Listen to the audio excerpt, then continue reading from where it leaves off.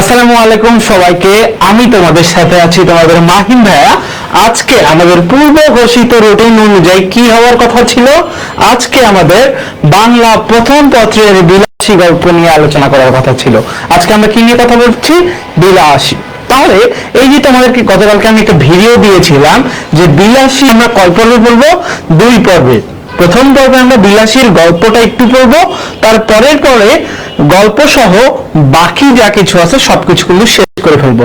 তাহলে তোমরা যারা যারা যুক্ত হয়ে যাচ্ছ আমাকে একটু তোমরা জানাও আমার কথা স্পষ্ট শোনা যাচ্ছে কিনা, বোর্ড ক্লিয়ার দেখা যাচ্ছে কিনা, এবং তোমরা কে কোথা থেকে আছো তোমাদের বন্ধুদের মেনশন করে দাও। দেখা হবে পুরো ক্লাস জুড়ে, মজা হবে, আনন্দ হবে, পড়াশোনা হবে। আমি যে দেখতে পাচ্ছি অলরেডি কয়েকজন জয়েন করে ফেলছে, 5 জন আসছে। একটু আমাকে জানাও যে তোমরা সবকিছু ঠিকঠাক ভাবে বুঝতে পারছো কিনা, সবকিছু ক্লিয়ার কিনা। সামিকা মাইনুর আসসালামু আলাইকুম। ওয়ালাইকুম আসসালাম। যারা যারা সালাম দিচ্ছ তাদের সবাইকে ওয়ালাইকুম আসসালাম, প্রীতি ও শুভেচ্ছা। আচ্ছা, আমাদের ক্লাসে কয়েকজন জয়েন করে নিক, তারপরে হচ্ছে আমরা ক্লাসে যাবনি, সমস্যা নাই, কোনো টেনশন নাই। বা সাউন্ডের সমস্যা, সাউন্ডে কি সমস্যা হচ্ছে? সাউন্ড ক্লিয়ার না। ওকে, আমি একটু দেখছি সাউন্ড ক্লিয়ার না। এই রাতিম, রাতিম, সাউন্ড নাকি ক্লিয়ার না? সাউন্ড নাকি ক্লিয়ার না? সাউন্ড অনেক খারাপ আছে ভাই। আচ্ছা, আমি দেখছি কোথায় সমস্যা হচ্ছে।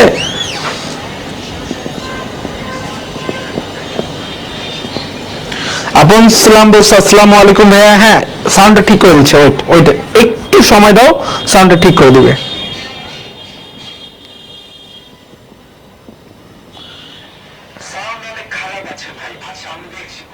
নুরাইয়া তাবাসসুম বলছে আসসালামু আলাইকুম ভাইয়া। এখনো কি সাউন্ডের প্রবলেমটা হচ্ছে?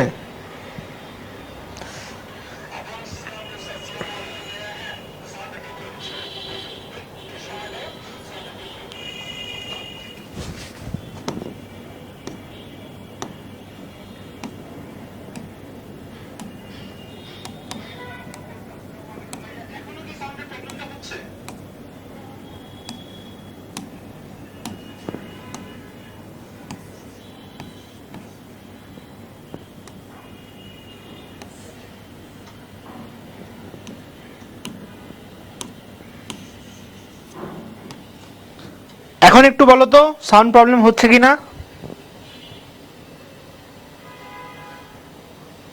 সাউন্ডের কি কোনো ধরনের প্রবলেম হচ্ছে? আলহামদুলিল্লাহ, এখন সব ঠিকঠাক ঠিকঠাক। তাহলে আমরা চলো আজকে আমাদের ক্লাস শুরু করে দেই। দেখো, আমাদের পূর্ব ঘোষিত অনুযায়ী কি বিলাসী পর্ব 1, অর্থাৎ এই পর্বে আমরা কি কি আলোচনা করব তা একটু দেখে নেই। তাহলে চলো আজকের ক্লাসের ময়নাতদন্ত করে ফেলি। দেখো, ময়নাতদন্তের আগে কি আসছে? এসিবি পাওয়ার প্লেতে কে কে থাকছে সেটার ময়নাতদন্ত চলে আসে। দেখো, প্রথমেই আছে আমাদের মাইটি তানভীর ভাইয়া, যাকে আমরা বলতে পারি আনডিসপিউটেড কিং অফ বাংলা। এই সাইডে তোমরা দেখতে পাচ্ছ আনডিসপিউটেড কিং অফ ইংরেজি মানিক ভাইয়া। আছে ফারিয়া আপু, আমাদের জিকে কুইন যিনি হিসেবে পরিচিত। তারপরে আমরা এখানেই আমাকে দেখতে পাচ্ছ তোমরা। সো আবার এই সাইডে হচ্ছে তোমাদের নাহিদ ভাইয়া থাকছে, তোমাদের সাথে তোমাদের সাকিব ভাইয়া থাকছে, রাহাত ভাইয়া থাকছে, মিপ্তা ভাইয়া থাকছে, বুলবুল ভাইয়া থাকছে। তাহলে এই যে আমাদের পুরো মাইটি টিচার প্যানেল, এই মাইটি টিচার প্যানেলের সাথে তোমরা আমাদের ক্লাসগুলো করে যাবা। হচ্ছে না, তবে হালকা আরেকটু ঠিক করলে ভালো হতো। আচ্ছা, ঠিক করে দিবি, সমস্যা নাই।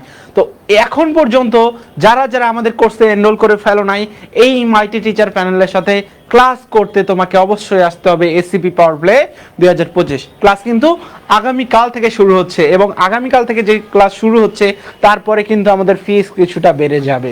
ঠিক আছে, ওকে, তাহলে আমরা চলে যাই ক্লাসে। দেখো, প্রথমে আমরা আলোচ্য সূচি আলোচনা করব। কেন আলোচ্য সূচি ইম্পর্টেন্ট? কারণ তুমি যখন কোন একটা অধ্যায় পড়বা, সেই অধ্যায় কি কি পড়ানো হবে সেটি যদি তুমি আগে থেকে জেনে যাও, তাহলে সেই অধ্যায় সম্পর্কে তোমার একটা ভালো ধারণা হবে। তাহলে চলো আমরা প্রথমে কি করছি। প্রথমে আমরা বিলাসী লেখার প্রেক্ষাপট জানবো। কেন তৎকালীন সময়ে শরৎচন্দ্র চট্টোপাধ্যায় এই বিলাসীটি লিখলেন? তিনি অনেক কিছু লিখেছিলেন, কেন সেই প্রেক্ষাপটে বিলাসী লিখলেন সেই জিনিসটাও কিন্তু আমরা জানবো। এরপরে দেখবো গল্প সম্পর্কিত তথ্যাবলী।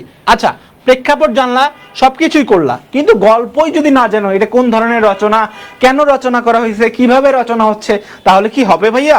কখনোই হবে না। এজন্য আমরা কি করব, আগে এই গল্পের যে প্রেক্ষাপট সেটা সম্বন্ধে জানবো, প্রেক্ষাপটের পরে এই গল্প সম্পর্কিত যে তথ্য, ধরো কোথা থেকে নেওয়া হয়েছে, কোন পুরুষের মাধ্যমে বর্ণিত, প্রথম লাইন কি, শেষ লাইন কি, সবকিছু কিন্তু আমরা জেনে ফেলবো। এরপরে ধরো তুমি বাজারে গেছো, বাজারে যাওয়ার পরে তোমাকে অনেকেই বলে এই যে এমডি আজাদ বা কল্পনা, আসসালামু আলাইকুম। আচ্ছা, কল্পনা কিন্তু আমাদের নার্সিং বেসের স্টুডেন্ট, ও দেখতেছি চলে আসছে ক্লাস করতে। আচ্ছা যাই হোক, তুমি বাজারে গেছো, বাজারে গিয়ে তোমাকে অনেকে বলে না যে তুমি অমুকের ছেলে কিংবা তুমি অমুকের মেয়ে। এই যে বলা হচ্ছে তুমি অমুকের ছেলে কিংবা তুমি অমুকের মেয়ে, এই জিনিসটা দ্বারা কি প্রভাবিত করা হয়, যে তোমার যিনি জন্মদাতা তার পরিচয় তুমি পরিচিত হচ্ছ, তাই না ব্যাপারটা? তাহলে তুমি যে তার পরিচয়ে পরিচিত হচ্ছ, তাহলে তোমার যে পরিচয়দাতা বা তোমার যে জন্মদাতা তার সম্বন্ধে তো আগে আমাদের জানতে হবে।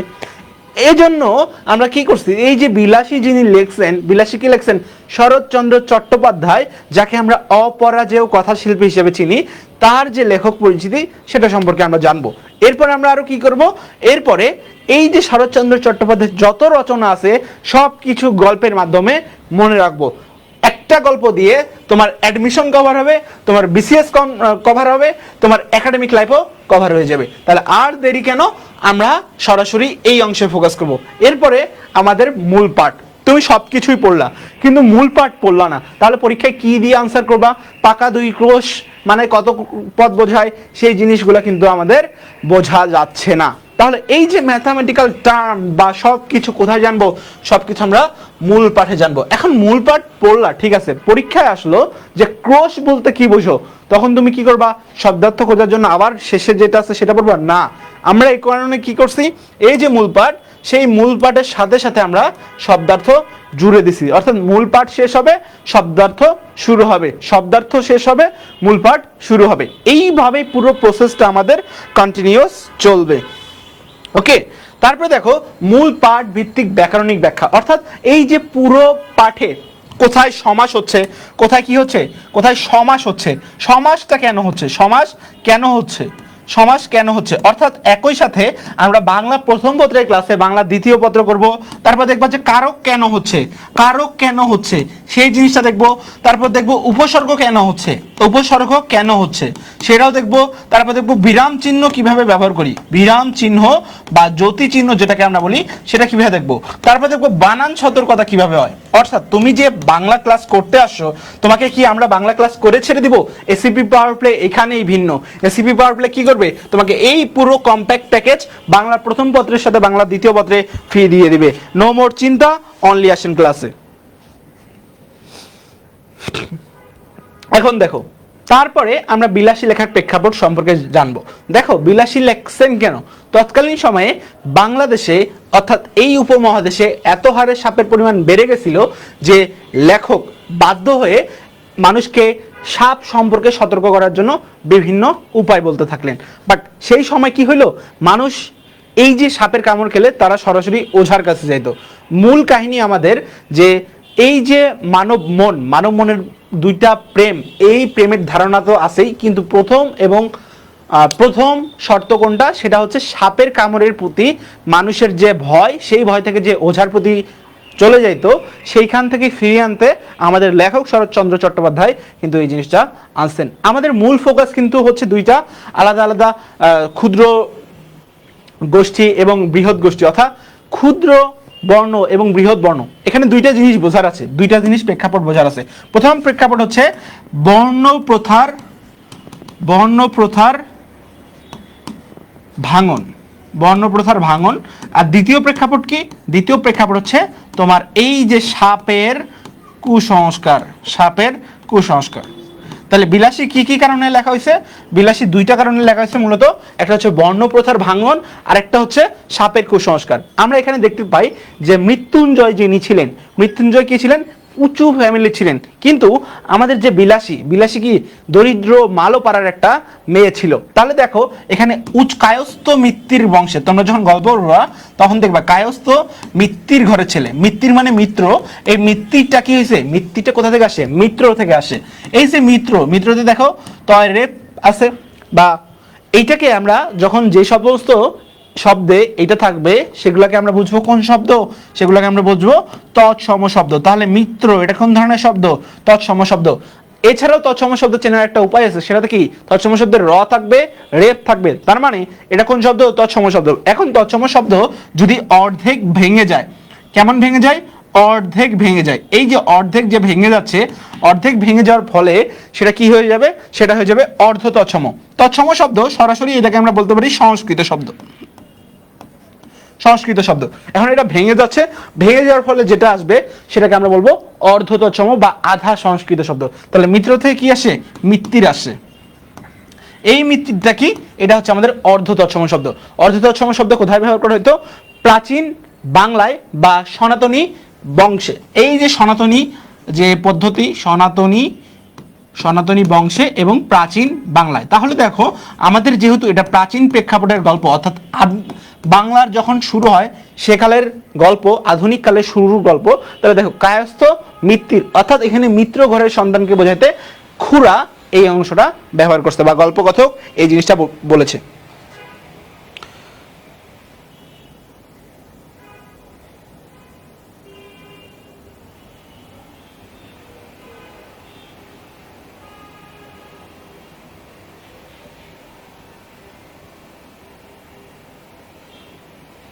আচ্ছা, তারপরে দেখেন, তারপরে আমরা যেটা বলছি, তাহলে বর্ণপ্রথার ভাঙন, তাহলে কায়স্থ মিত্তির ঘরের সন্তান। তাহলে মিত্তির বলতে আমরা কি বুঝি, মিত্র। আমরা বলি না আমার একটা ফ্রেন্ডের নাম আছে সর্বমিত্র, তাহলে দেখো কায়স্থ মিত্তির ঘরের সন্তান, তাহলে মিত্তির বলতে কি বোঝায়, মিত্র। তাহলে মিত্র সবসময় কোন ফ্যামিলি, মিত্র হচ্ছে উঁচু ফ্যামিলি, আমরা মিত্র হচ্ছে উঁচু ফ্যামিলি দেখবো।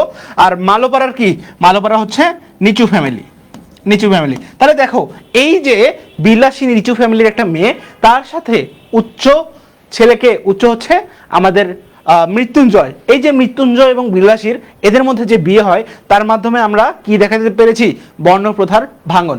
আদিম সনাতনী সমাজে এই বর্ণপ্রথা এত কঠিনভাবে মানা হইতো যে ধরো কেউ কোনো জায়গায় বসলে সে জায়গায় উঁচু বর্ণের কেউ আর বসতে চাইতো না, কারণ অনেকে বলে যে এতে বর্ণদোষ হবে বা অন্য পাপ হবে। ধরো তুমি কি করো, তোমার একটা কোনো ফ্রেন্ড গরিব, সেই গরিব ফ্রেন্ডের সাথে তুমি রেস্টুরেন্টে গেছো, অ্যাজ ইউজুয়াল হয়, এখন আসলে গরিব ধনী বলতে কিছু হয় না, তারপরেও ধরো আমরা কারোর সাথে খাইতে গেছি, এখন কোনো কারণে তোমার ফ্রেন্ডের সাথে তোমার ভালো সম্পর্ক, আমার যারা ফ্রেন্ডের আছে তাদের সাথে আমার কিন্তু ভালো সম্পর্ক হলে আমরা অনেক সময় ওর হাত থেকে খাই, এর হাত থেকে খাই। আর ব্যাপারটা হচ্ছে তুমি যখন তার হাত থেকে খাচ্ছ, আদিম সমাজে এটাকে অন্য পাপ হিসেবে ধরা হইতো। তো আমরা এই বিলাসী গল্পেও দেখছি যে যখন মৃত্যুঞ্জয় অসুস্থ ছিল, অসুস্থ মানুষকে সেবা করার জন্য বিলাসী যখন তাকে খাইয়ে দিত, তখন সেটাকে কি হিসেবে ধরা হইতো, অন্য পাপ হিসেবে ধরা হইতো। তো লেখক চিন্তা করলেন কেন এই বর্ণপ্রথা, সেই বর্ণপ্রথার ভাঙ্গনের একটা উপায় বের করা যায় না, অবশ্যই বের করা যায়।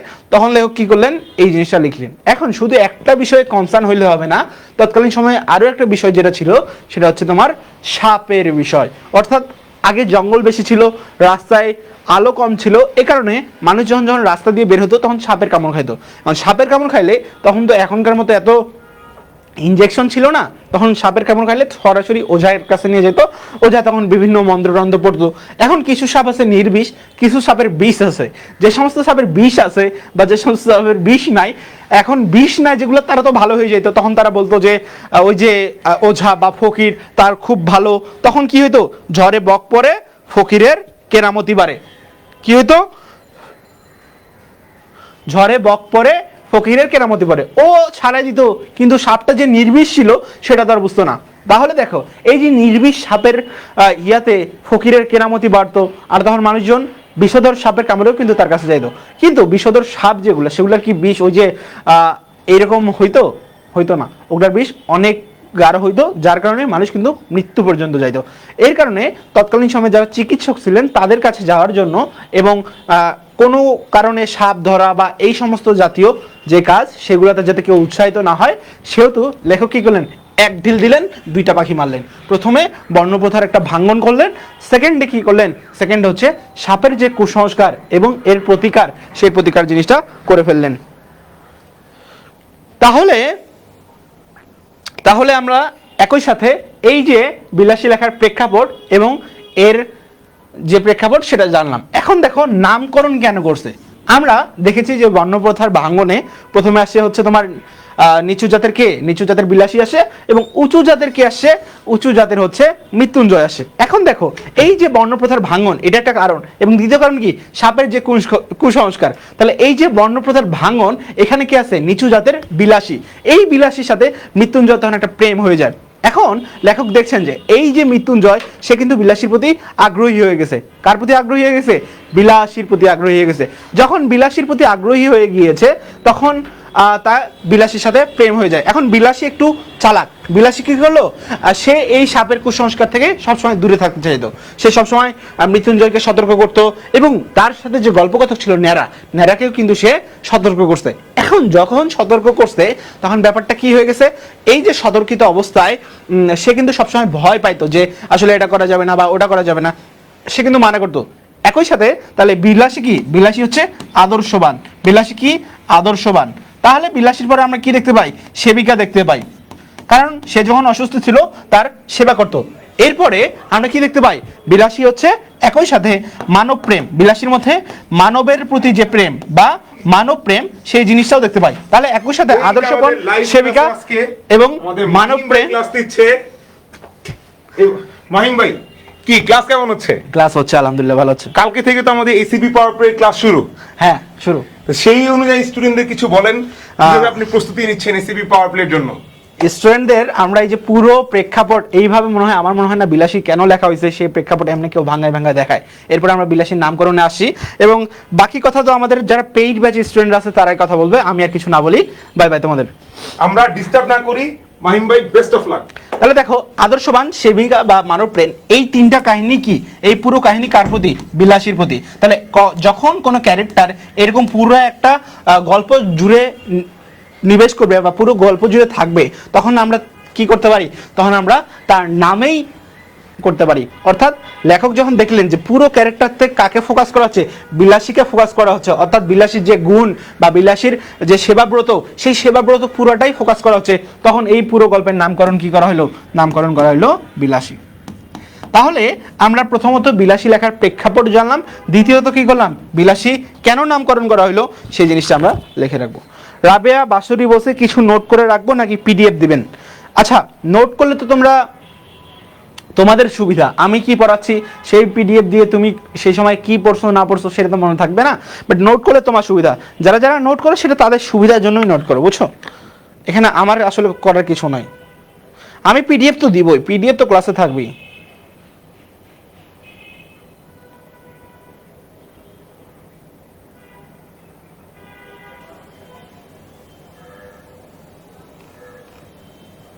দেখো তারপরে দেখো, তারপরে আমরা কোথায় যাবো দেখো, এরপরে আমরা পরের স্লাইডে যাবো। পরের স্লাইডে দেখো, এখানে আমরা গল্প সম্পর্কিত তথ্যাবলী বলছি। প্রথমে সাহিত্যের রূপশ্রেণী। এখন আমাদের সাহিত্যে বিভিন্ন ধরনের গল্প আছে, প্রবন্ধ আছে, উপন্যাস আছে, নাটক আছে। এখন তোমার এই বিলাসী, এটা কি প্রবন্ধ নাকি এটা নাটক নাকি ছোট গল্প, সেই জিনিসটা আমাদের দেখতে হবে। তাহলে চলো দেখি। রবীন্দ্রনাথ ঠাকুর একটা কথা বলছেন যে তার বর্ষযাপন কবিতায় তিনি ছোট গল্পের সংজ্ঞা দিয়ে দিয়েছেন। এরপরে আমাদের ইংরেজি সাহিত্যের জনক, ছোট গল্পের জনক, তার নাম হচ্ছে এডগার অ্যালান পো।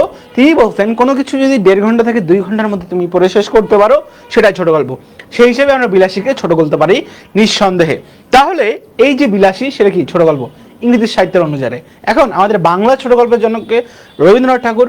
রবি ঠাকুর কি বলছেন তার বর্ষযাপন কবিতায়, ছোট প্রাণ, ছোট ব্যথা, ছোট ছোট দুঃখ কথা, সহস্র বিস্মৃতি রাশি, প্রত্যহ যেতেছে বাসি। অর্থাৎ ছোট প্রাণ, ছোট ব্যথা, ছোট ছোট দুঃখ কথা, তারই 2-4টি অশ্রুজল। এখন দেখো তোমার এখানে ছোট প্রাণকে আমাদের বিলাসী আর মৃত্যুঞ্জয়, এবং এই যে বিলাসী এবং মৃত্যুঞ্জয় তারই 2-4টি অশ্রুজল, অর্থাৎ এদের কথাটাই কিন্তু আমরা পুরো গল্প জুড়ে দেখতে পাই। অর্থাৎ প্রথমে মৃত্যুঞ্জয়ের ক্যারেক্টারিস্টিক্স করা হয়, সে কোন ক্লাসে পড়তো, কত সাল থেকে সেই ক্লাসে পড়ে, আবার সে কি কি ধরনের কাজ করে বেড়াইতো, এই কথাগুলোই কিন্তু বলা আছে। শেষে আমরা বিলাসীকে নিয়ে বলা আছে, বিলাসীকে নিয়ে কি বলা আছে, তার যে মানব প্রেম এবং সে যে কুসংস্কারে বিশ্বাসই করতো না সেই জিনিসগুলো কিন্তু আমরা দেখতে পাই। এবং সে যে সৎ ছিল। কেন সৎ ছিল? তোমরা যখন গল্পটা পড়বা দেখবা যে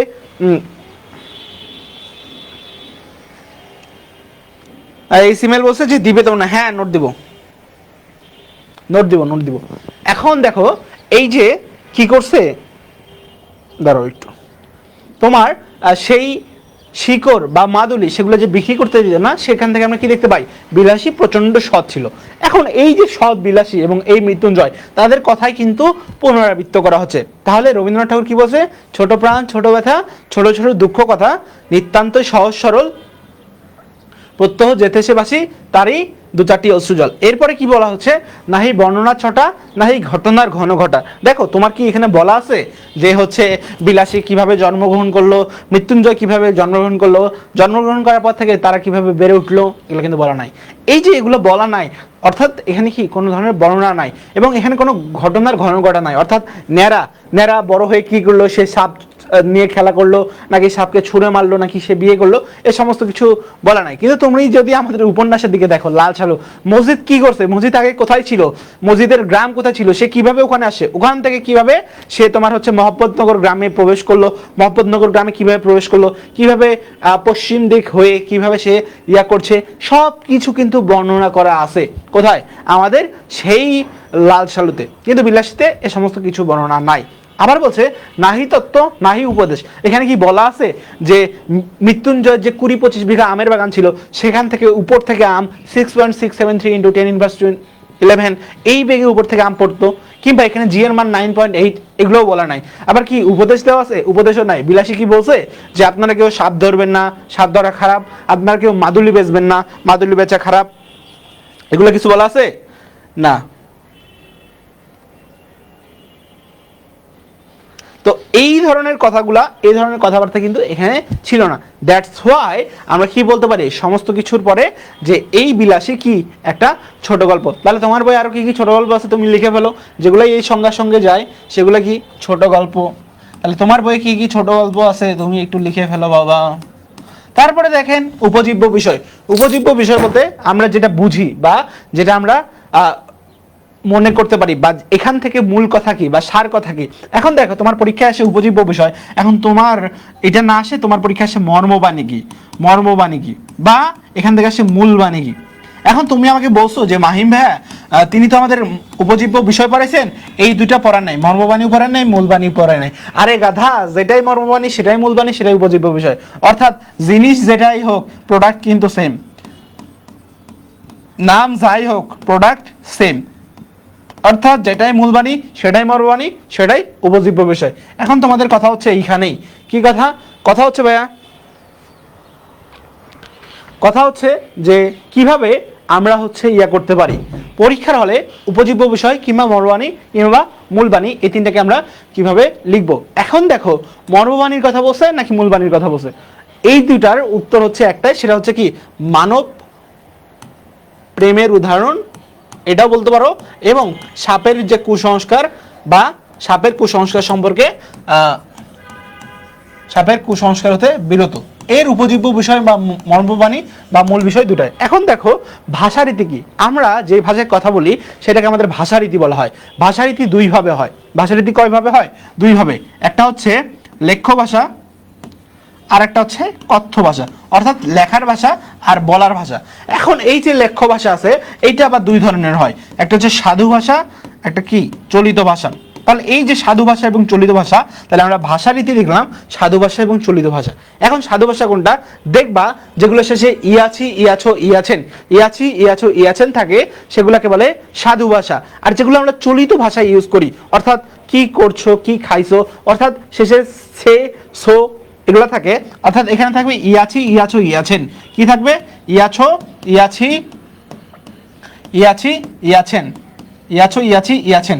আর এখানে কি থাকবে, এখানে থাকবে হচ্ছে ছে ছি, অর্থাৎ কাজটা করছে বা করছি। এই জিনিসটা থাকলে আমরা কি বুঝবো চলিত ভাষা, আর এই জিনিসটা থাকলে আমরা কি বুঝবো সাধু ভাষা। তাহলে চলেন আমরা সাধু ভাষা নাকি চলিত ভাষা একটু দেখে আসি, সাধু ভাষা নাকি চলিত ভাষা একটু দেখে আসি। দেখেন এখানে বলা হচ্ছে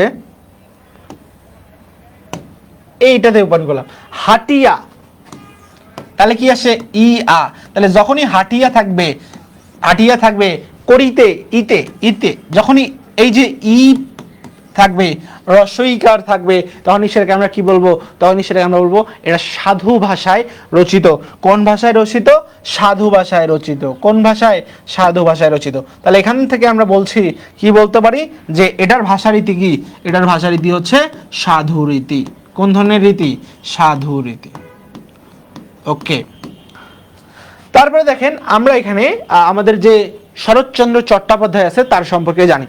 শরৎচন্দ্র চট্টোপাধ্যায় কত সালে জন্মগ্রহণ করেন? তিনি জন্মগ্রহণ করেন 1876 সালের 15 সেপ্টেম্বর। এবং এই যে 15 সেপ্টেম্বর তিনি জন্মগ্রহণ করেন, কোথায় জন্মগ্রহণ করেছেন? হুগলি জেলায়। হুগলি কোথায়? হুগলি হচ্ছে ভারতের পশ্চিমবঙ্গের রাজ্যের একটা জেলা, কি? হুগলি। তাহলে আমরা দেখছি তাকে আমরা বাংলা সাহিত্যে অপরাজেয় কথাশিল্পী হিসেবে চিনি। এগুলো আমাদের কোনো কনসার্ন না। কনসার্ন হচ্ছে আমাদের অ্যাডমিশনে কিছু প্রশ্ন আসবে। অ্যাডমিশনে কিছু প্রশ্ন আসবে, সেই প্রশ্নগুলো কেমন? প্রশ্নগুলো এমন যে ধরো এখানে বলা হচ্ছে যে এই যে অনিলা দেবী কিংবা অপরাজিতা দেবী, এই নামগুলা কার? এখন তুমি আমাকে বলতে পারো যে ভাইয়া এটা কোনো মহিলার নাম, কিন্তু মজার ব্যাপার কি জানো?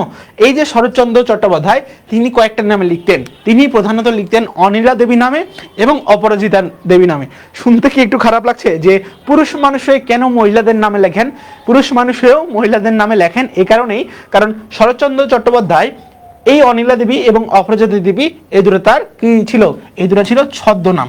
আর আমরা শরৎচন্দ্র চট্টোপাধ্যায়ের ডাকনাম কিন্তু অনেকেই জানি, কিন্তু আমরা আসলেই জানি না যে এটাই শরৎচন্দ্র চট্টোপাধ্যায়ের ডাকনাম। শরৎচন্দ্র চট্টোপাধ্যায়ের ডাকনাম ছিল হচ্ছে ন্যাড়া। ডাকনাম ছিল ন্যাড়া। তুমি যখন এই যে গল্পটা পড়ছো, গল্পে কিন্তু যে গল্পকথক ছিল সেও কিন্তু ন্যাড়াই ছিল। এখন এই যে ন্যাড়াটা হচ্ছে আসলেই শরৎচন্দ্র চট্টোপাধ্যায়ের ডাকনাম। তোমরা যারা এতদিন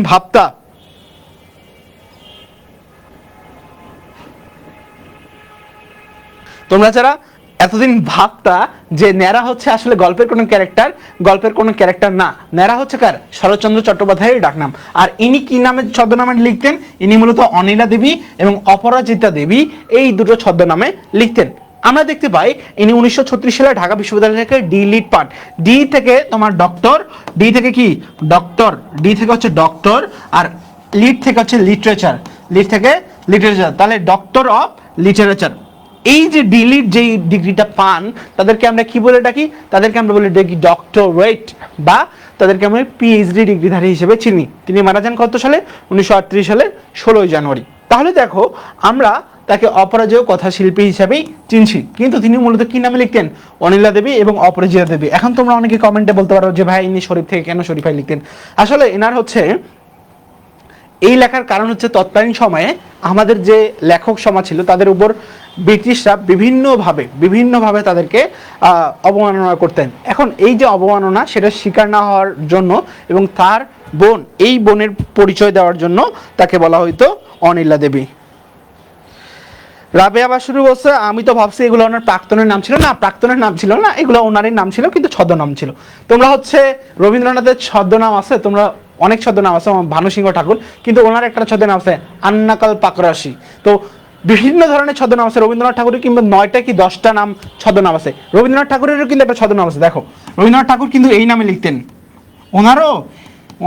ওনারও তোমার মেয়ের নাম আছে। এইটা হচ্ছে রবীন্দ্রনাথ ঠাকুরের একটা ছদ্মনাম ছিল। তোমরা তো সবাই ভানুসিংহ ঠাকুর নামে চেনো, কিন্তু এই যে ভানুসিংহ ঠাকুরের পাশে শ্রীমতী কনিষ্ঠা, এই শ্রীমতী কনিষ্ঠাও কিন্তু তোমার রবীন্দ্রনাথ ঠাকুরেরই একটা ছদ্মনাম ছিল। তো আমরা যখন ইন ডিটেলস পড়বো বা ভালো করে পড়বো, তখন কিন্তু আমরা এই সবগুলো জিনিস আসলে জানতে পারবো। বুঝছো? তাহলে এগুলো চিন্তার কোনোই কারণ নাই। আমি যখন তোমাদের পড়াবো তখন এই সব কিছুকে মিলাই তোমাদেরকে আসলে পড়ানো হবে। এখন দেখো আমরা একটা গল্পের মাধ্যমে শরৎচন্দ্র চট্টোপাধ্যায়ের যত রচনা আছে সমস্ত রচনা কিভাবে মনে রাখতে পারি। ধরো 3টা মেয়ে ছিল। কয়টা মেয়ে ছিল? 3টা মেয়ে ছিল।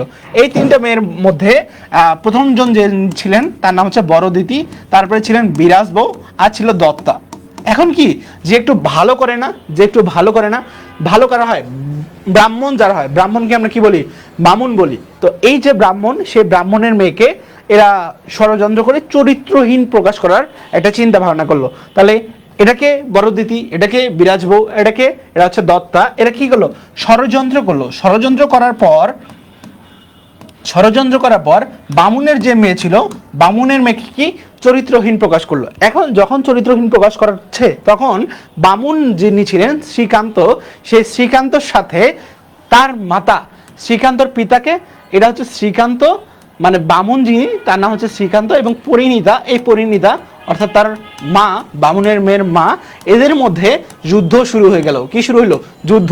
যখন যুদ্ধ হয়, মারামারি হয়, তখন সেটাকে আমরা বলি ঘরের মতো যুদ্ধ বা গৃহদাহ। কি বলি? গৃহদাহ।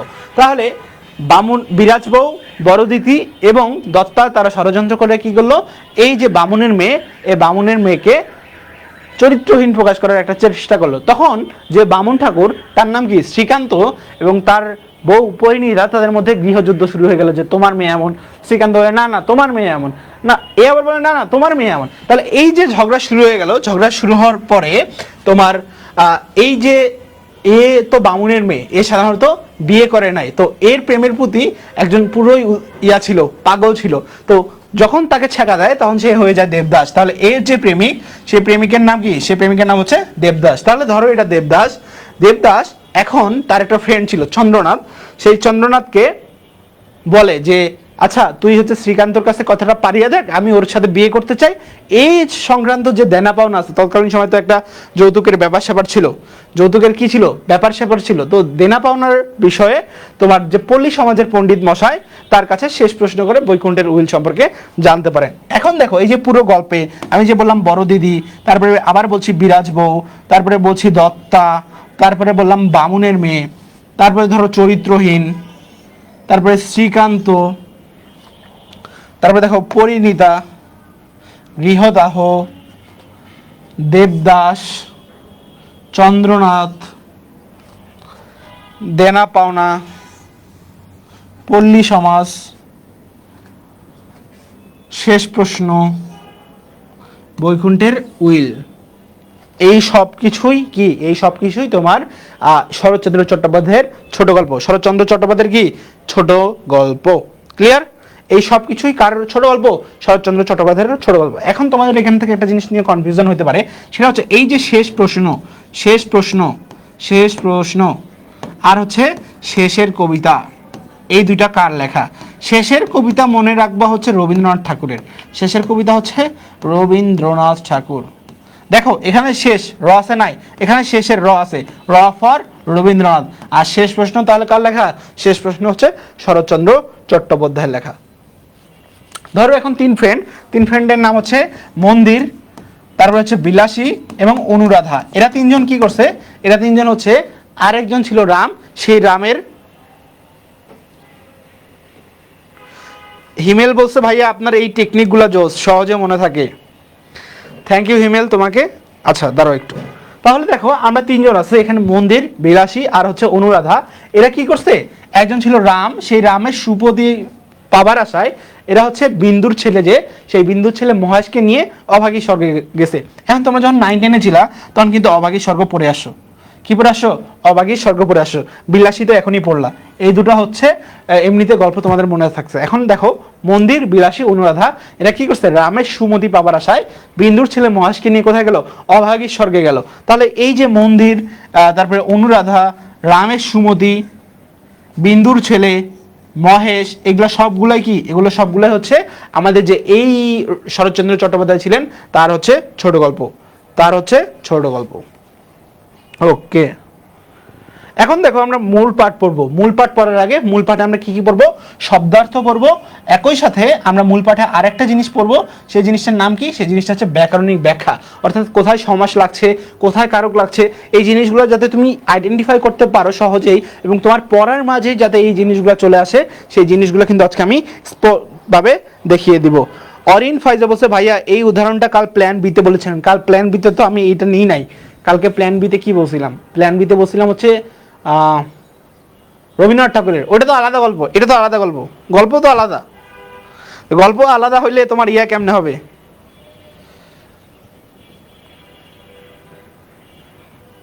গল্প আলাদা হইলে তোমার ইয়া কেমনে হবে বলো? এখন দেখো আমরা মূল পাঠে চলে যাব। মূল পাঠ দেখো, পাকা 2 ক্রোশ পথ হাঁটিয়া স্কুলে বিদ্যা অর্জন করিতে যায়। তাহলে তারা কয় ক্রোশ পথ হাঁটে বিদ্যালয়ে যায়? 2 ক্রোশ। এখন 1 ক্রোশ সমান কি? 1 ক্রোশ সমান 2 মাইলের বেশি। তাহলে 2 ক্রোশ সমান কি?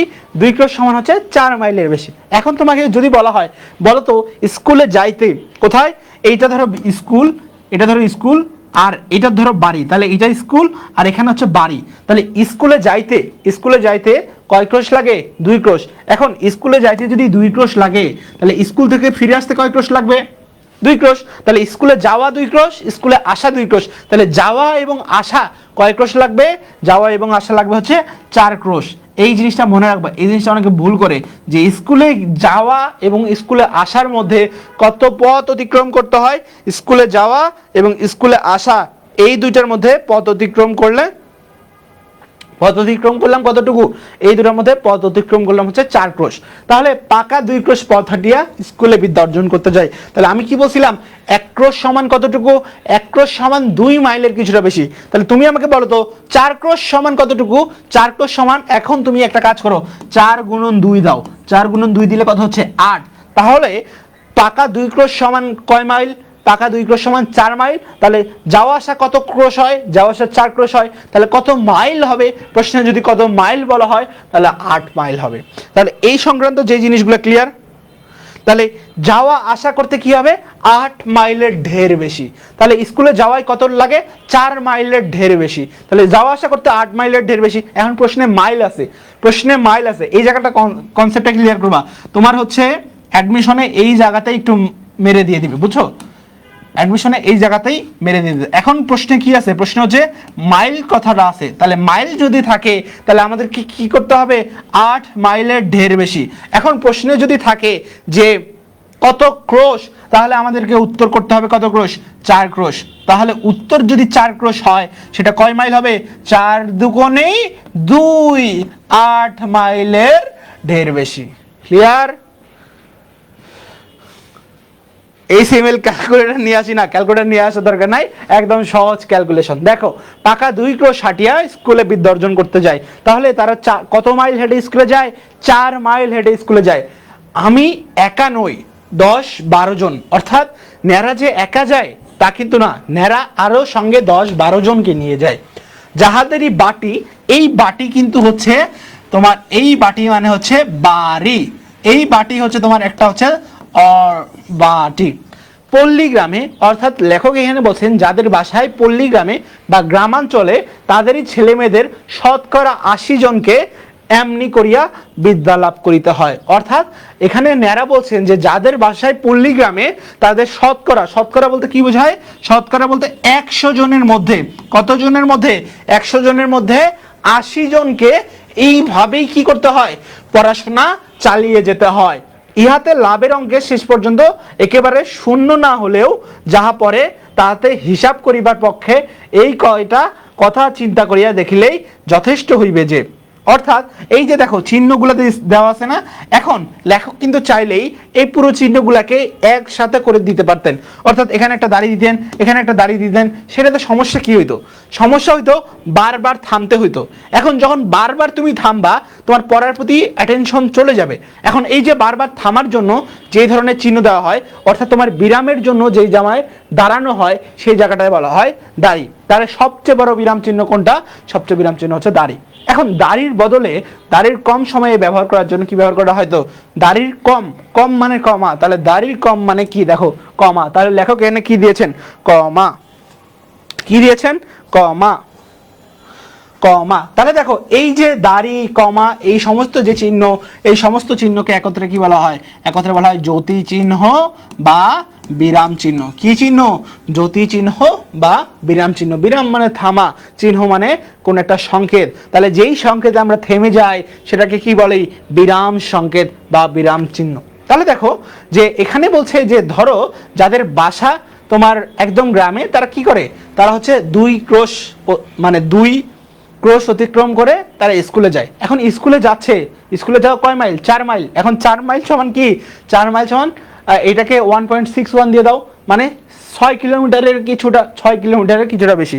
এখন লেখক এখানে ব্যঞ্জনার্থে বলছেন যে যখন আমরা 6 কিলোমিটারের বেশি পথ অতিক্রম করে কোথাও যাই তখন আমাদের বিদ্যালাভ ঠিকই হয়, এইটা একদম শূন্য হয় তা নয়, কিন্তু শেষে যেটা থাকে সেটা দিয়ে আসলে আমাদের কোনো ধরনের লাভ হয় না।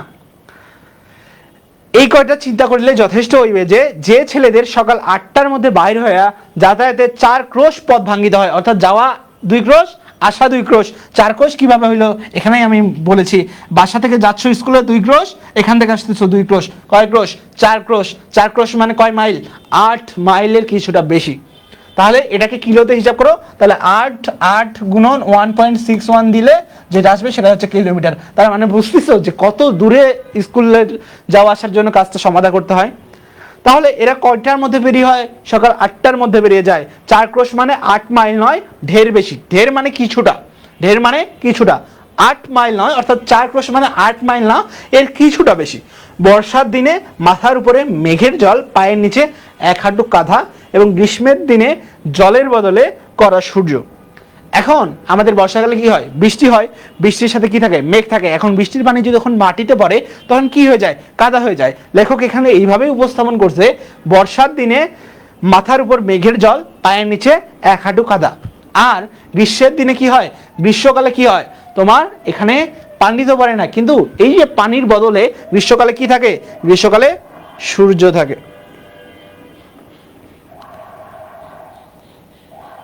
কি হয়েছে এখানে? তোমরা কমেন্টে কি নিয়ে মানামানি করতেছো? ফেসবুকের নতুন আপডেট, এখন থেকে লাইভ ক্লাসগুলো, আচ্ছা লাইভ ক্লাস এগুলো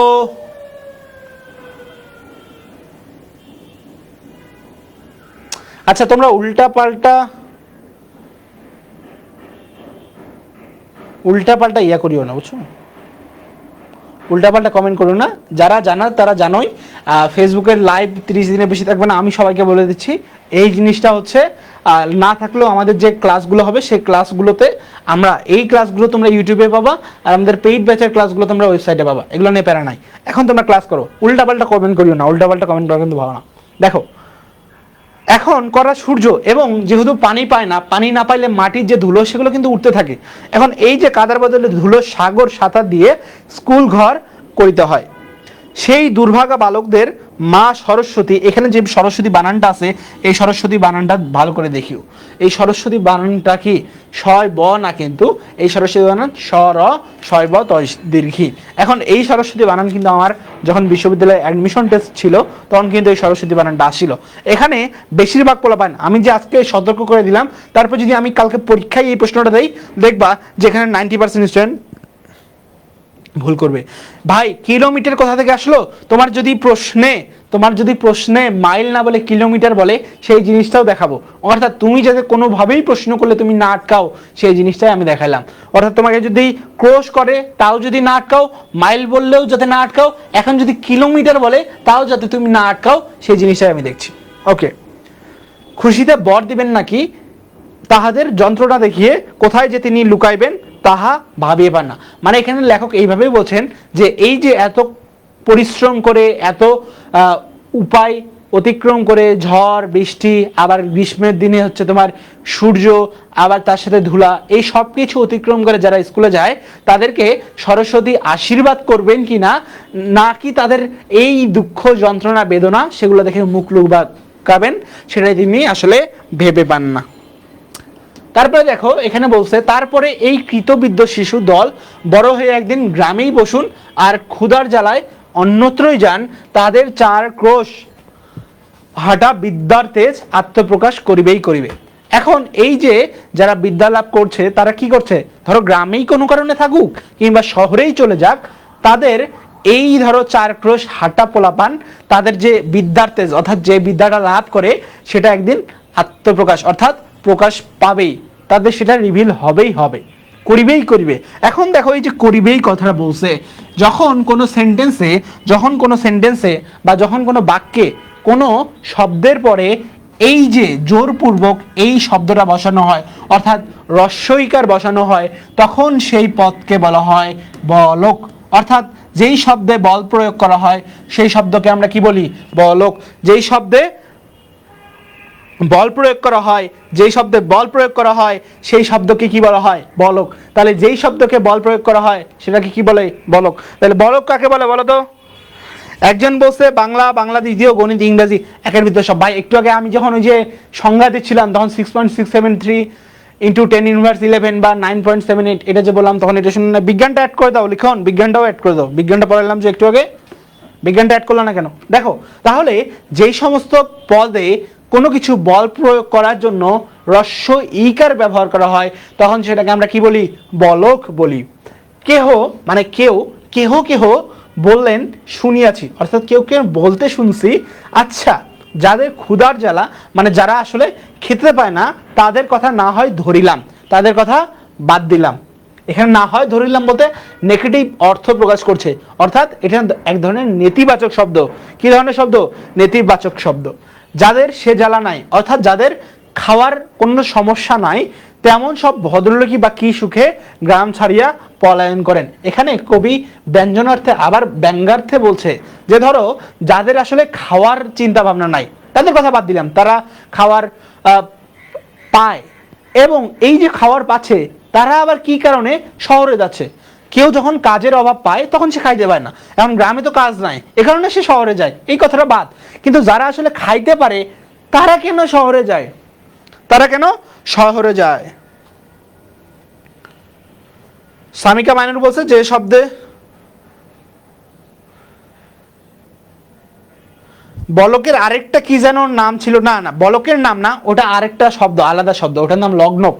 ওটার নাম লগ্নক। আমি তোমাদেরকে লগ্নক দেখাবো, বলক দেখাবো, সেটা দেখাবো, সমস্যা নাই, সবই দেখাবো। লগ্নকও দেখাবো, বলকও দেখাবো, লগ্নকও দেখাবো, বলকও দেখাবো। এগুলো নিয়ে চিন্তা ভাবনা করার নাই, এগুলো সব পড়াবো। ক্লিয়ার? দেখো, তারা বাস করিতে থাকিলে তো পল্লীর এত দুর্দশা হয় না, অর্থাৎ তারা যখন বাস করবে তাহলে গ্রামে এত দুর্দশা হয় না। এই যে দেখো তারা যখন, আবার এই যে যাদের, যাদের বা তারা, এটার উপর যখন চন্দ্রবিন্দু দেওয়া হয় তখন এই শব্দগুলো কোন অর্থে ব্যবহার করা হয়? এই শব্দগুলো সম্ভ্রমার্থক অর্থ, সম্ভ্রমার্থক অর্থে ব্যবহৃত হয়। তোমাকে যদি বলে যাদের, এটা কোন অর্থে ব্যবহৃত হচ্ছে? তুচ্ছার্থক, মধ্যম, সাধারণ নাকি সম্ভ্রমাত্মক? উত্তর কি হবে? সম্ভ্রমাত্মক। উত্তর কি হবে? সম্ভ্রমাত্মক। বিয়ের লগ্ন না, এটাকে লগ্ন হচ্ছে সময়, লগ্ন মানে সময়, লগ্নক এটা হচ্ছে লগ্নক, ক শেষে ক আছে দেখো, লগ্ন না লগ্নক। তাহলে দেখো এখানে তারা বলতে কি বোঝাচ্ছে? তারা বলতে সম্ভ্রমার্থক অর্থে ব্যবহৃত হচ্ছে নাকি তুচ্ছার্থক অর্থে ব্যবহৃত হচ্ছে নাকি সাধারণ অর্থে? তাহলে সম্ভ্রমার্থক, অর্থাৎ কোনো শব্দের উপরে যদি চন্দ্রবিন্দু দেওয়া থাকে, তারা, যাদের, তার, তাহলে সেটা বুঝতে হবে আমাদের কোন অর্থে? সেটা হচ্ছে সম্ভ্রমার্থক অর্থে। কোন অর্থে? সম্ভ্রমার্থক অর্থে। তারা বাস করিতে থাকলেই পল্লীর এত দুর্দশা হয় না। এখানে সম্ভ্রমাত্মক অর্থ কেন ব্যবহার করা হয়েছে তোমরা আমাকে বলো তো? কারণ যাদের কেউ টাকা পয়সা আছে তাদেরকে আমরা সবসময় সম্মান দেই, এ কারণে লেখক কি হয়েছে, তিনিও এদেরকে সম্মান দিয়েছেন। তিনিও কি করেছেন? এদেরকে সম্মান দিয়েছেন। ম্যালেরিয়া কথাটা না হয় নাই পারিলাম। তৎকালীন সময়ে ম্যালেরিয়ার একটা প্রাদুর্ভাব ছিল। ম্যালেরিয়া কিসের কামড়ে হয়? মশার কামড়ে হয়। এই যে যারা একটু আগে বিজ্ঞান ক্লাস মিস করতেছিলাম, চলো একটু বিজ্ঞান ক্লাস পড়ে আসি। ম্যালেরিয়া কিসের কারণে হয়? ম্যালেরিয়া হয় মশার কারণে। আর ম্যালেরিয়ার রোগ ভালো হয় কিসের কারণে? ম্যালেরিয়ার রোগ ভালো হয় কুইনাইনের কারণে। কিসের কারণে? কুইনাইন। তৎকালীন সময়ে এই কুইনাইনের একটা ব্যাপক অভাব ছিল, যার কারণে পোলাপান সবসময় ম্যালেরিয়া রোগে ভুগত। কুইনাইনের অভাব, কুইনাইন যখন দেওয়া হইতো তখন ম্যালেরিয়া মানে ভালো হয়ে যেত। এখন একটু আগেই লেখক ব্যঙ্গ করে বলতেছিল যে যাদের খাওয়ার অভাব নাই তারা না হয় শহরে যায়, কিন্তু যাদের এই অভাবটা থাকেও না থাকে, অর্থাৎ যাদের খাওয়ার অভাবই নাই তারা কেন শহরে যায়? ধরো আমার খাবার অভাব, আমার টাকা পয়সা নাই, তাহলে গ্রামে কাজও নাই, তাহলে গ্রামে যখন কাজ থাকবে না তখন তো আমি শহরে যাব, তাই না? এখন পরে আবার লেখক এটাই ব্যাখ্যা করছেন যে ম্যালেরিয়ার কথাটা না হয় নাই পারিলাম, গ্রামে যে আগে মশা কামড়াইতো, মশা ধরো কি কি কারণে উৎপন্ন হয়, কি কি কারণে তোমার মারা যায়, সেগুলো তো তখন আর কেউ জানতো না, সে কারণে গ্রামে আগে প্রচন্ড পরিমাণে ম্যালেরিয়া হইলো। কুইনাইন কি? কুইনাইন হচ্ছে এক ধরনের কুইনাইন কেমন বোঝায়? কুইনাইন হচ্ছে কেমিস্ট্রি একটা যৌগ, যেটা খাইলে হচ্ছে তোমার কি হয়? ম্যালেরিয়া ভালো হয়ে যায়। কুইয়াইন না, কুইনাইন।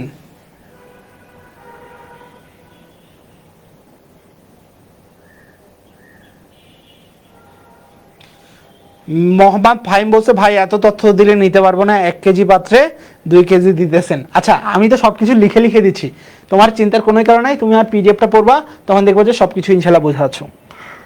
সে থাক, কিন্তু এই 4 ক্রোশ হার্ডার জ্বালায় কত ভদ্রলোকই যে ছেলেপুলে লইয়া গ্রাম ছাড়িয়েছে বা শহরে পালান তাহার আর সংজ্ঞা নাই। অর্থাৎ এখানে বলছে যে 4 ক্রোশ মানে কত মাইল, 4 ক্রোশ মানে 8 মাইলের কিছুটা বেশি। অর্থাৎ এই যে 8 মাইল হাঁটার যন্ত্রণা, এই যন্ত্রণা থেকে পরিত্রাণ পাওয়ার জন্য কতজন যে শহরে চলে গেছে তার কোনো হিসাব নাই। তারপরে দেখো, তারপরে একদিন ছেলেপুলের পড়াও শেষ হয় বটে, মানে বলছে তারপরে একদিন ছেলেপুলের পড়া শেষ হয়, অর্থাৎ ছেলে মেয়ের যে পড়া শেষ হয় সেটা কিন্তু বলছে। তখন কিন্তু শহরের সুখ সুবিধা রুচি লইয়া আর তাদের গ্রামে ফিরিয়া আসা চলে না। মানে একদিন লেখক ধারণা করতেছে যে আচ্ছা ঠিক আছে, তারা যে এই যে 4 ক্রোশ বা 8 মাইলের কিছুটা বেশি পথ, এই পথের জন্যই তো তারা শহরে যাচ্ছে, কিন্তু একদিন তো তাদের পড়াশোনা শেষ হয়, তারপরে তারা কেন আর গ্রামে ফিরে আসে না, এটা লেখকের একটা অভিযোগ। এখন তোমরা দেখো এখানে দুইটা শব্দ আছে, সুখ এবং সুবিধা। কি সুখ ও সুবিধা? দেখো তো, সুখ ও সুবিধাতে সুখও প্রাধান্য পাচ্ছে, সুবিধাও প্রাধান্য পাচ্ছে, এই সুখটাও প্রাধান্য পাচ্ছে, সুবিধাও প্রাধান্য পাচ্ছে। তাহলে যে সমাসে পরপদ এবং পূর্বপদ দুইটাই প্রাধান্য পায়, পূর্বপদ এবং পরপদ দুইটাই প্রাধান্য পায়, সেটাকে আমরা কোন দ্বন্দ্ব বলি? সেটাকে আমরা কি বলি? দ্বন্দ্ব সমাস। অর্থাৎ যে সমাসে উভয় পদই প্রাধান্য পায়, পরপদ পূর্বপদ, সেটাকে কি বলি? দ্বন্দ্ব সমাস। তাহলে এটা কোন ধরনের দ্বন্দ্ব?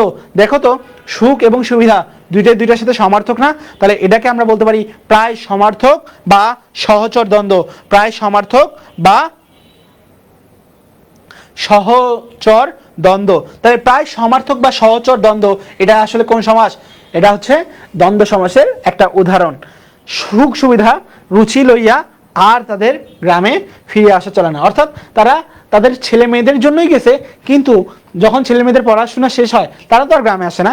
কিন্তু থাক এই সকল বাজে কথা, কিন্তু এই সকল বাজে কথা, স্কুলে যাই 2 ক্রোশের মধ্যে এমন আরো 2-3 ধানা গ্রাম পার হইতে হয়। অর্থাৎ স্কুলে যে তারা যায়, তারা যে 4 ক্রোশ অতিক্রম করে এমনটাই না, তারা আরো 2-3টা গ্রামই অতিক্রম করে। এখন এই 2-3 গ্রামের মধ্যেও কি ভেজাল আছে সেটাই লেখক আসলে বুঝতে পারছেন না। এখন এই যে 2-3 গ্রাম অতিক্রম করে, এখন 2-3 গ্রাম অতিক্রম করতে কি কি হয়? ধরো কার বাগানে, এখন তো এখান থেকে আমি যাচ্ছি, ধরো এখান থেকে আমার বাসায় গেলে অনেক কিছু দেখা যাবে, তো এই জন্যই কার বাগানে আম পাকিতে শুরু করছে। মানে কি, কার বাগানে আম পাকতিছে, কোন বনে বৈচি ফল অপর্যাপ্ত ফলিয়েছে, বৈচি হচ্ছে একটা কাঁটাযুক্ত ফল, কার গাছে কাঁঠাল এই পাকিল বলিয়া, কার মর্দমান রম্ভার কাটিয়া লইবার অপেক্ষা মাত্র, কার কানাচে ঝোপের মধ্যে আনারসের গায়ে রং ধরিয়াছে। অর্থাৎ এই যে 2-3 গ্রাম তারা অতিক্রম হয়, তা অতিক্রম হয়ে যেতে তারা বিভিন্ন ধরনের ফল দেখতে পায়। কি ফল দেখতে পায়? আম দেখতে পায়, কাঁঠাল দেখতে পায়, আনারস দেখতে পায়। আমরা কিন্তু শাহেদ হোসেন বলছে স্যারের পুরো নাম কি? আমার নাম হচ্ছে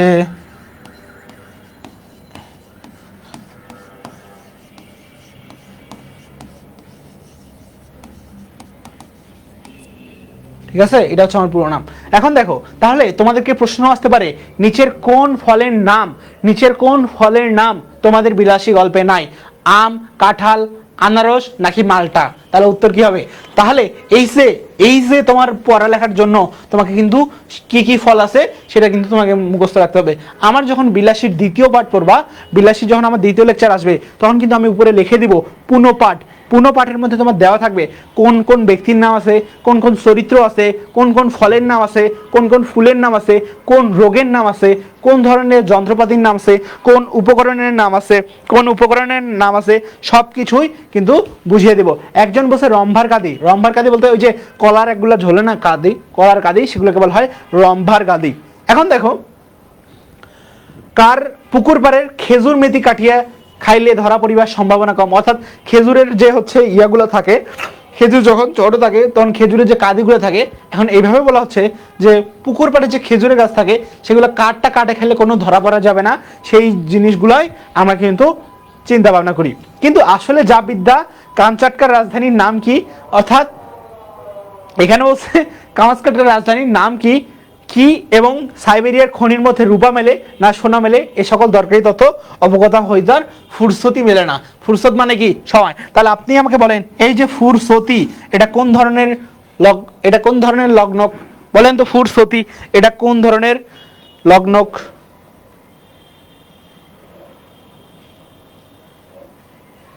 এটা কোন ধরনের লগ্নক বলেন?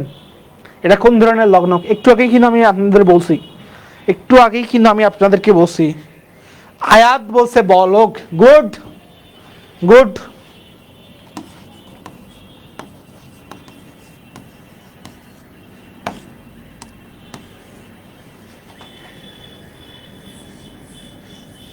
তাহলে দেখেন এই পর্যন্ত আমরা অনেক কিছু শিখে ফেললাম। এখন পরের অংশে শিখতে চাই কি বলছে প্রশ্ন। তামান্না তাবাসসুম প্রশ্ন দুইটার উত্তর দেন, এগুলো জানি না কি প্রশ্ন। আমি আচ্ছা এইভাবে প্রশ্ন করলে আমি তো আসলে দেখতে পাচ্ছি না কখন আপনি প্রশ্ন করছেন। আপনার প্রশ্নগুলো কি একটা প্রশ্নে লিখে দেন, আপনার প্রশ্নগুলো একটা প্রশ্নে লিখে দেন, তাহলে যাতে আমি বুঝতে পারি।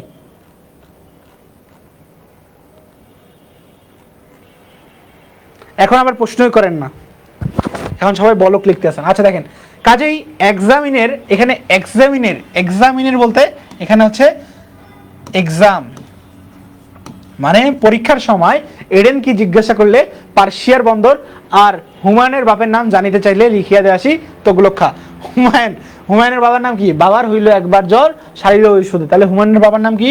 হুমায়ুনের বাবার নাম বাবর। কিন্তু ওরা কি করতো, যদি এক্সামের সময় পার্সিয়ার বন্দর আর হুমায়ুনের বাবার নাম জিজ্ঞেস করতো, তাহলে হুমায়ুনের বাবার নাম তিনি কি করতো? তগলক্ষা লিখে দিয়ে আসতেন। আজ আরে ভাই লিয়াকত ইসলাম আবার লিখছে তগলক্ষা, এটা তো তোমার গল্পের আকারে, কিন্তু তোমাকে যদি বলে আসলে যে হুমায়ুনের বাপের নাম কি, তাহলে তুমি কি তগলক্ষা লিখবা? না, হুমায়ুনের বাপের নাম কিন্তু বাবর। এটা মনে রাখার একটা উপায় আছে যে বাবার হইল একবার জ্বর সারিল ঔষধে, অর্থাৎ বাবার হইল একবার, বাবরের ছেলে কি? হুমায়ুন, হুমায়ুনের ছেলে আকবর, আকবরের ছেলে হইল একবার জ্বর। জাহাঙ্গীরের ছেলে কি? সারিল শাহজাহান, তারপরে রতে হচ্ছে তোমার আওরঙ্গজেব। এখন দেখো আজ 40-এর কোঠা পার হইয়াও দেখি এই সকল বিষয়ের ধারণা প্রায় একরকমই আছে। অর্থাৎ 40-এর কোঠা মানে কি? 40-এর কোঠা মানে বয়স 40-এর থেকে কিছুটা বেশি। তাহলে বলা হচ্ছে যে বয়স এখন 40-এর থেকে কিছুটা বেশি, বয়স আসলে কিছুটা 40-এর থেকে বেশি। এখন এই যে 40-এর থেকে বয়স বেশি, সেই যে ধারণা, সেই ধারণাটাও কি আগের মতোই আছে। নয়ন চৌধুরী বলছে বাবর। গুড। এখন দেখো তারপরে প্রমোশনের দিকে মুখ ভার করিয়া বাড়িয়া ফিরে আসি, কখনো বা দল বলিয়া মতলব করি মাস্টারকে ঠ্যাঙ্গানো যেত। এখন তুমি পরীক্ষায় জানতে চাইছে যে সাইবেরিয়া কি সোনা মেলে নাকি রূপা মেলে। এখন এই যে সাইবেরিয়ায় সোনা মেলে নাকি রূপা মেলে সেই জিনিসটা তো তুমি আসলে জানো না।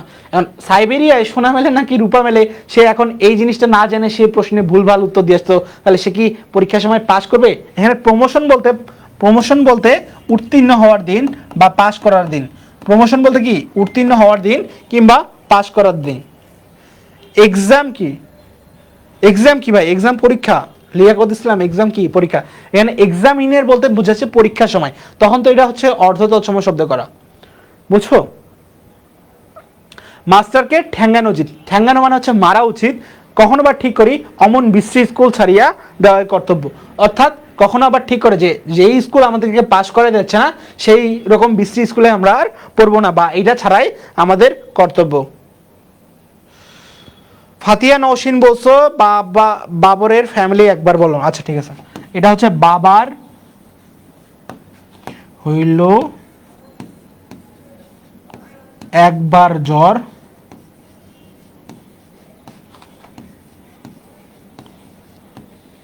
সারিল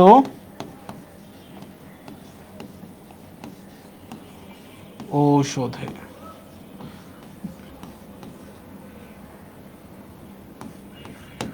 তাহলে দেখো ব থেকে হচ্ছে বাবর, হ থেকে হচ্ছে হুমায়ুন, একবার থেকে হচ্ছে আকবর, জ্বর থেকে হচ্ছে জাহাঙ্গীর, সাহিল থেকে শাহজাহান, অ থেকে হচ্ছে আওরঙ্গজেব। অ থেকে কি হচ্ছে? আওরঙ্গজেব।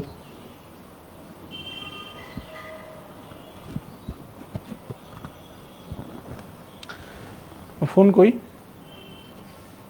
চার্জ নেই, চার্জ দিয়েছে না।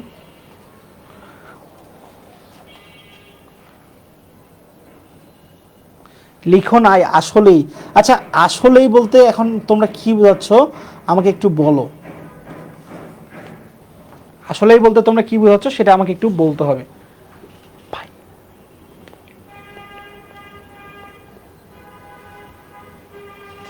মানে কিছু বললে একটু ডিরেক্ট প্রশ্ন করার চেষ্টা করবা যে কি বলতেছো, তাহলে আমাকে বুঝতে হয়, না হলে এমনি একটা কমেন্ট করলে আমি আসলে বুঝতে পারি না।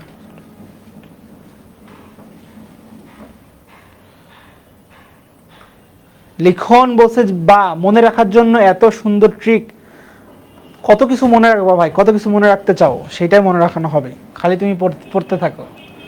আর কার কি দরকার বলো, আর কার কি জানতে চাও?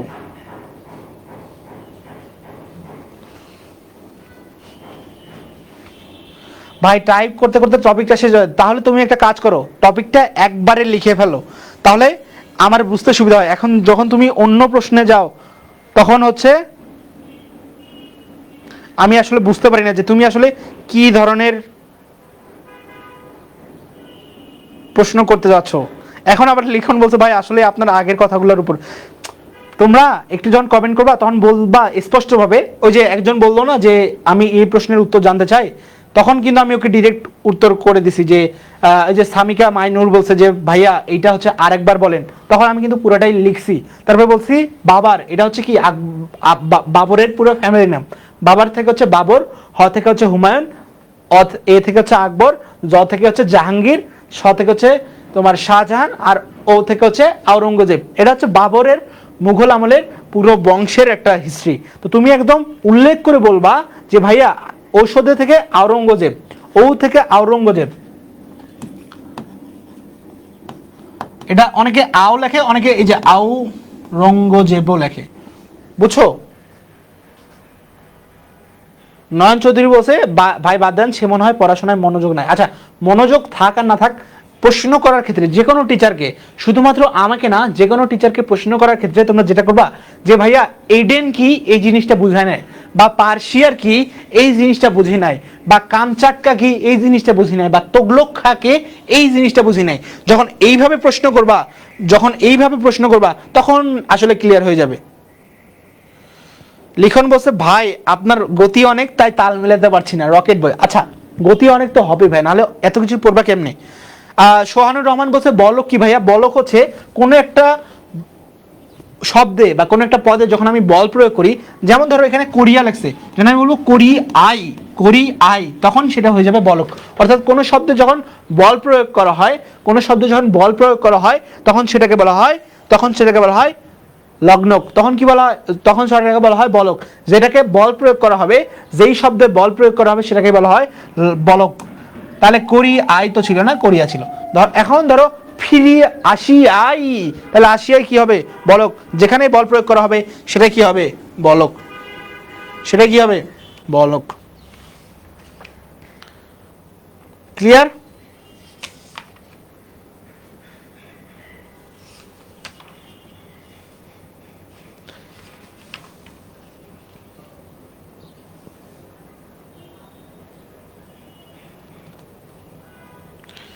এডেন, এডেন কি? ধরো এটা হচ্ছে লোহিত সাগর, এটা হচ্ছে লোহিত সাগর, লোহিত সাগর, আর এটা হচ্ছে পারস্য উপসাগর। আচ্ছা এটা হচ্ছে পারস্য উপসাগর।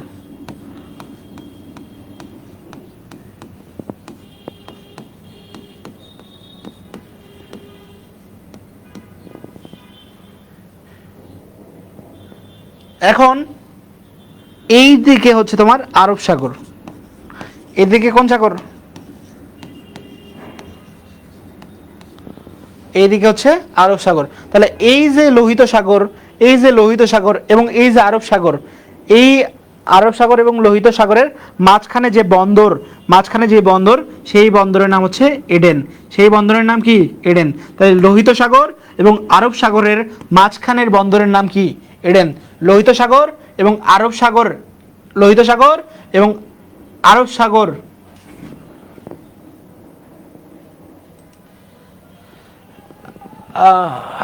আমি বুঝলাম সবই, কিন্তু এখানে বিশ্রী স্কুল ছাড়িয়ে দেওয়ার কর্তব্য, এই কথা কেন বলা হয়েছে? এই কথা বলা হয়েছে কেননা তাদের কি হচ্ছে, এই যে ভুলভাল লেখছে, তুমি যদি পরীক্ষায় ভুলভাল লেখো তাহলে তোমাকে কি সেই স্কুল কি উত্তীর্ণ করাই দিবে? না, সেই স্কুল উত্তীর্ণ করাই দিবে না। যেহেতু সেই স্কুল উত্তীর্ণ করাই দিবে না, এখন তুমি তো ভুলভাল লেখছো, তাহলে তুমি চাচ্ছ যে সেই স্কুল তোমাকে উত্তীর্ণ করে দেখ, কিন্তু সেই স্কুল তো দিবে না।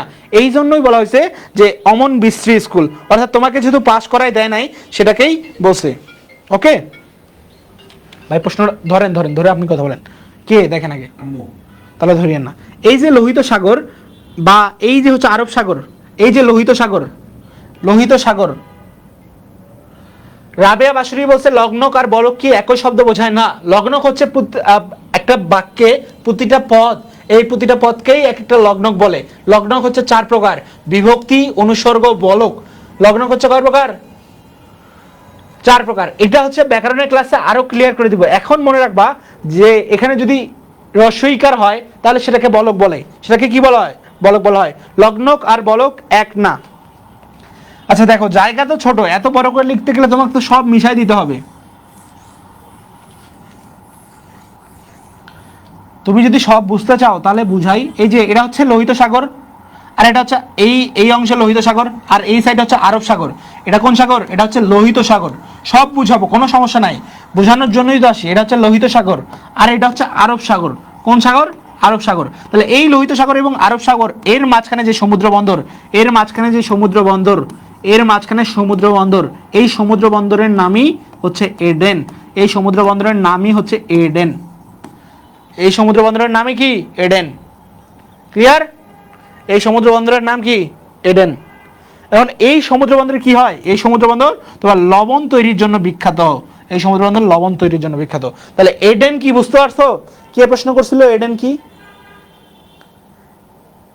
রাবেয়া বাসরি, বুঝতে পারছো? বুঝতে পারলে বলবা, না পারলে হচ্ছে সেটাও বলবা, কারণ তোমার জন্য আমাকে অনেককে বুঝাইতে হচ্ছে এই বিষয়টা। লিখন, হাই বুঝছি। লিখন, এটা কি তুমি দ্বিতীয় লিখন? আচ্ছা, এখন দেখো, আমাদের গ্রামের একটি ছেলের সঙ্গে মাঝে মধ্যেই স্কুলের পথে দেখা হইতো। অর্থাৎ এখানে বলছে যে আমরা তো 2 ক্রোশ পথ হেঁটে স্কুলে যাইতাম। এখন এই যে স্কুলে যাওয়ার পথে আমাদের গ্রামে এক ধরনের ছেলে ছিল, সেই ছেলের সাথে আমাদের মাঝে মাঝে দেখা হইতো। তাহার নাম ছিল মৃত্যুঞ্জয়। অর্থাৎ আমরা বুঝতে পারছি এই ক্যারেক্টারের নাম কি? মৃত্যুঞ্জয়। আমাদের চেয়ে সে বয়সে অনেক বড়, 3rd ক্লাসে পড়িত। 3rd ক্লাস মানে কি? 3rd ক্লাস মানে তৎকালীন যে 8ম শ্রেণী। তখন 4th ক্লাস বলতে তাহলে কি 8ম শ্রেণী নাকি 9ম শ্রেণী না 7ম শ্রেণী? 3rd ক্লাস যদি 8ম শ্রেণী হয় তাহলে 4th ক্লাস হবে 7ম শ্রেণী। তাহলে তোমরা আমাকে বলো 4th ক্লাস 7ম শ্রেণী, 3rd ক্লাস 8ম শ্রেণী, তাহলে 2nd ক্লাস কি? 2nd ক্লাস কি? 2nd ক্লাস কি বলো? 2nd ক্লাস কি বলো? 2nd ক্লাস হচ্ছে তাহলে হচ্ছে 9ম শ্রেণী। তার মানে 4th ক্লাস হচ্ছে 7ম শ্রেণী, 4th হচ্ছে 7ম, 3rd কি? 3rd হচ্ছে 8ম, 2nd ক্লাস কি? 2nd ক্লাস হচ্ছে 9ম শ্রেণী। ক্লিয়ার? তাহলে অনেক বড়, মানে আমাদের চেয়ে অনেক বড়, কিন্তু সে কোন ক্লাসে পড়তো? 8ম শ্রেণীতে পড়তো। কবে সে যে প্রথম 3rd ক্লাসে উঠিয়াছিল, অর্থাৎ কবে যে সে প্রথম ক্লাস 8-এ উঠছে, এই খবর আমরা কেউই জানতাম না। অর্থাৎ সে কবে ক্লাস 8-এ উঠছে সেটা আমরা কেউই জানি না। সম্ভবত তাহা প্রত্নতাত্ত্বিকদের গবেষণার বিষয়। প্রত্নতাত্ত্বিক মানে কি? প্রত্নতাত্ত্বিক বলতে মাটি নিয়ে যারা গবেষণা করে এবং গবেষণা করে বলে যে এই মাটির বয়স এত, এই মাটির বয়স এত পুরনো, বা এখানকার আগে একটা সভ্যতা ছিল। অর্থাৎ প্রত্নতত্ত্ব বলতে তত্ত্ব বলতে কোনো একটা সম্পর্কের ধারণা, প্রত্ন বলতে মাটি সম্পর্কীয়। তাহলে তাহা সম্ভবত প্রত্নতাত্ত্বিকের গবেষণার বিষয়। লেখক এখানে ব্যঙ্গ করে বলছে যে সে কবে যে ক্লাস 8-এ উঠছে সেটা আসলে আমরা কেউই জানতাম না, এটা আসলে গবেষণা করার একটা বিষয়। লিখন বলছে আদু ভাই, চাচাতো ভাই বলতে পারো। আমার কিন্তু তাহার ওই 3rd ক্লাস চিরদিন দেখে আসেছি। আমরা চিরদিন কোন ক্লাসে দেখছি? ক্লাস 8-ই দেখে আসছি। তাহার 4th ক্লাসে পড়ার ইতিহাসও কখনো শুনি নাই। 4th ক্লাস মানে কি? তাহার 7ম শ্রেণীতে পড়ার যে ইতিহাস সেটা কখনো শুনি নাই। 2nd ক্লাসে উঠিবার খবর কখনো পাই নাই। অর্থাৎ 2nd ক্লাস বলতে কি? ক্লাস 8-এ ওঠার যে ফলাফল সেইটাও আমরা, সরি, ক্লাস 2nd ক্লাস বলতে 9-এ ওঠার যে খবর সেইটাও আসলে আমরা কখনো পাই নাই। ভাই বোন কেউই ছিল না, অর্থাৎ মৃত্যুঞ্জয় কি একাই ছিল, তার ভাই বোন কেউ ছিল না। ছিল শুধু গ্রামের এক প্রান্তে একটা প্রকাণ্ড আমবাগান। প্রকাণ্ড মানে সবচেয়ে বড়। তাহলে এই যে প্রকাণ্ড, প্রকাণ্ড দেখো তো এখানে কোন ধরনের উপসর্গ আছে? এখানে আছে প্র উপসর্গ। কোন উপসর্গ? প্র উপসর্গ। প্র হচ্ছে একটা সংস্কৃত উপশব্দ। তাহলে এই প্র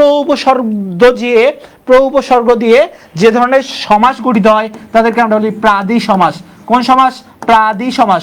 প্র উপসর্গ দিয়ে যে ধরনের সমাস উৎপন্ন হয়, প্র উপসর্গ দিয়ে যে ধরনের সমাস হয় তাদেরকে আমি প্রাদি সমাস বলি। তাহলে প্রকাণ্ড এটার ব্যাস বাক্য কি হবে ভাইয়া? এটার ব্যাস বাক্য হবে প্রোজে কাণ্ড। কি হবে? প্রোজে কাণ্ড। আচ্ছা,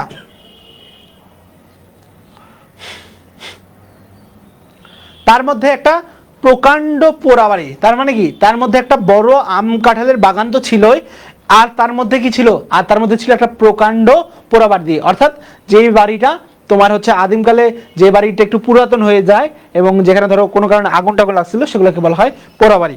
আর ছিল এক জ্ঞাতি খুড়া।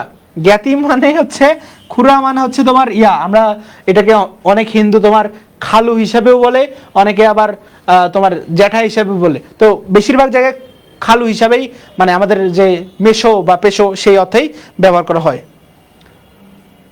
মানে দাদু বয়সী না, দাদুর এটা দাদু বললে বলা হয়। তোমার জ্ঞাতি খুড়া মধ্যে তোমার হচ্ছে চাচাতো বা জ্যাঠাতো এমন কিছু বোঝায়। খুড়ার কাজ ছিল ভাইপো। ভাইপো দেখো, ভাইপো মানে কি? ভাইয়ের ছেলে। ভাইপো, ভাইপো মানে হচ্ছে ভাইয়ের ছেলে। এখন সে হচ্ছে তোমার চাচা হইতে পারে, আবার খালু হইতে পারে। অর্থাৎ এই যে খালু বা চাচা, সেই চাচা কি হয়েছে? সেই চাচা তার নামে দুর্নাম রটনা করে। দুর্নাম কি? যেটা সুনামের বিপরীত, অর্থাৎ খারাপ কথা বা বাজে কথা। এই যে জ্ঞাতি খুড়া বা চাচা, এই চাচা কি করতো? তার ভাইপো অর্থাৎ ভাইয়ের ছেলের নানাবিধ দুর্নাম রটনা করিয়া বেড়ায়। লিখন এটা দাদু বয়সী মানুষ না ভাই, এটা চাচা বা খালু অর্থে, মানে হিন্দুরা অনেক সময় খালু অর্থে ব্যবহার করে, আবার অনেক জায়গায় চাচা অর্থে ব্যবহার করে। তো এখানে যেহেতু ভাইপো ডিরেক্ট বলছে, আমরা এটা চাচা হিসাবেই ধরে নিব। বুঝতে পারছো? এটা কি হিসাবে ধরে নিব? চাচা। তাহলে এই যে খুড়ার কাজ ছিল, মানে খুড়া কি করতো? তার ভাইপো যে ছিল সেই ভাইপোর নামে দুর্নাম রটনা করতো, অর্থাৎ বাজে আজে বাজে কথা বলতো। গাঁজা খায় সে গুলি খায়। গাঁজা, গাঁজা কি? গাঁজা হচ্ছে এক ধরনের পাতা বা সবজি। অনেকে ধরো এই সবজি খায়। এখন তোমরা কেউ কেউ সবজি খাও? আচ্ছা, গাঁজা কি? এক ধরনের সবুজ সবুজ পাতা, সবজির মতো। গুলি কি? গুলি হচ্ছে আফিম। চেনো আফিম?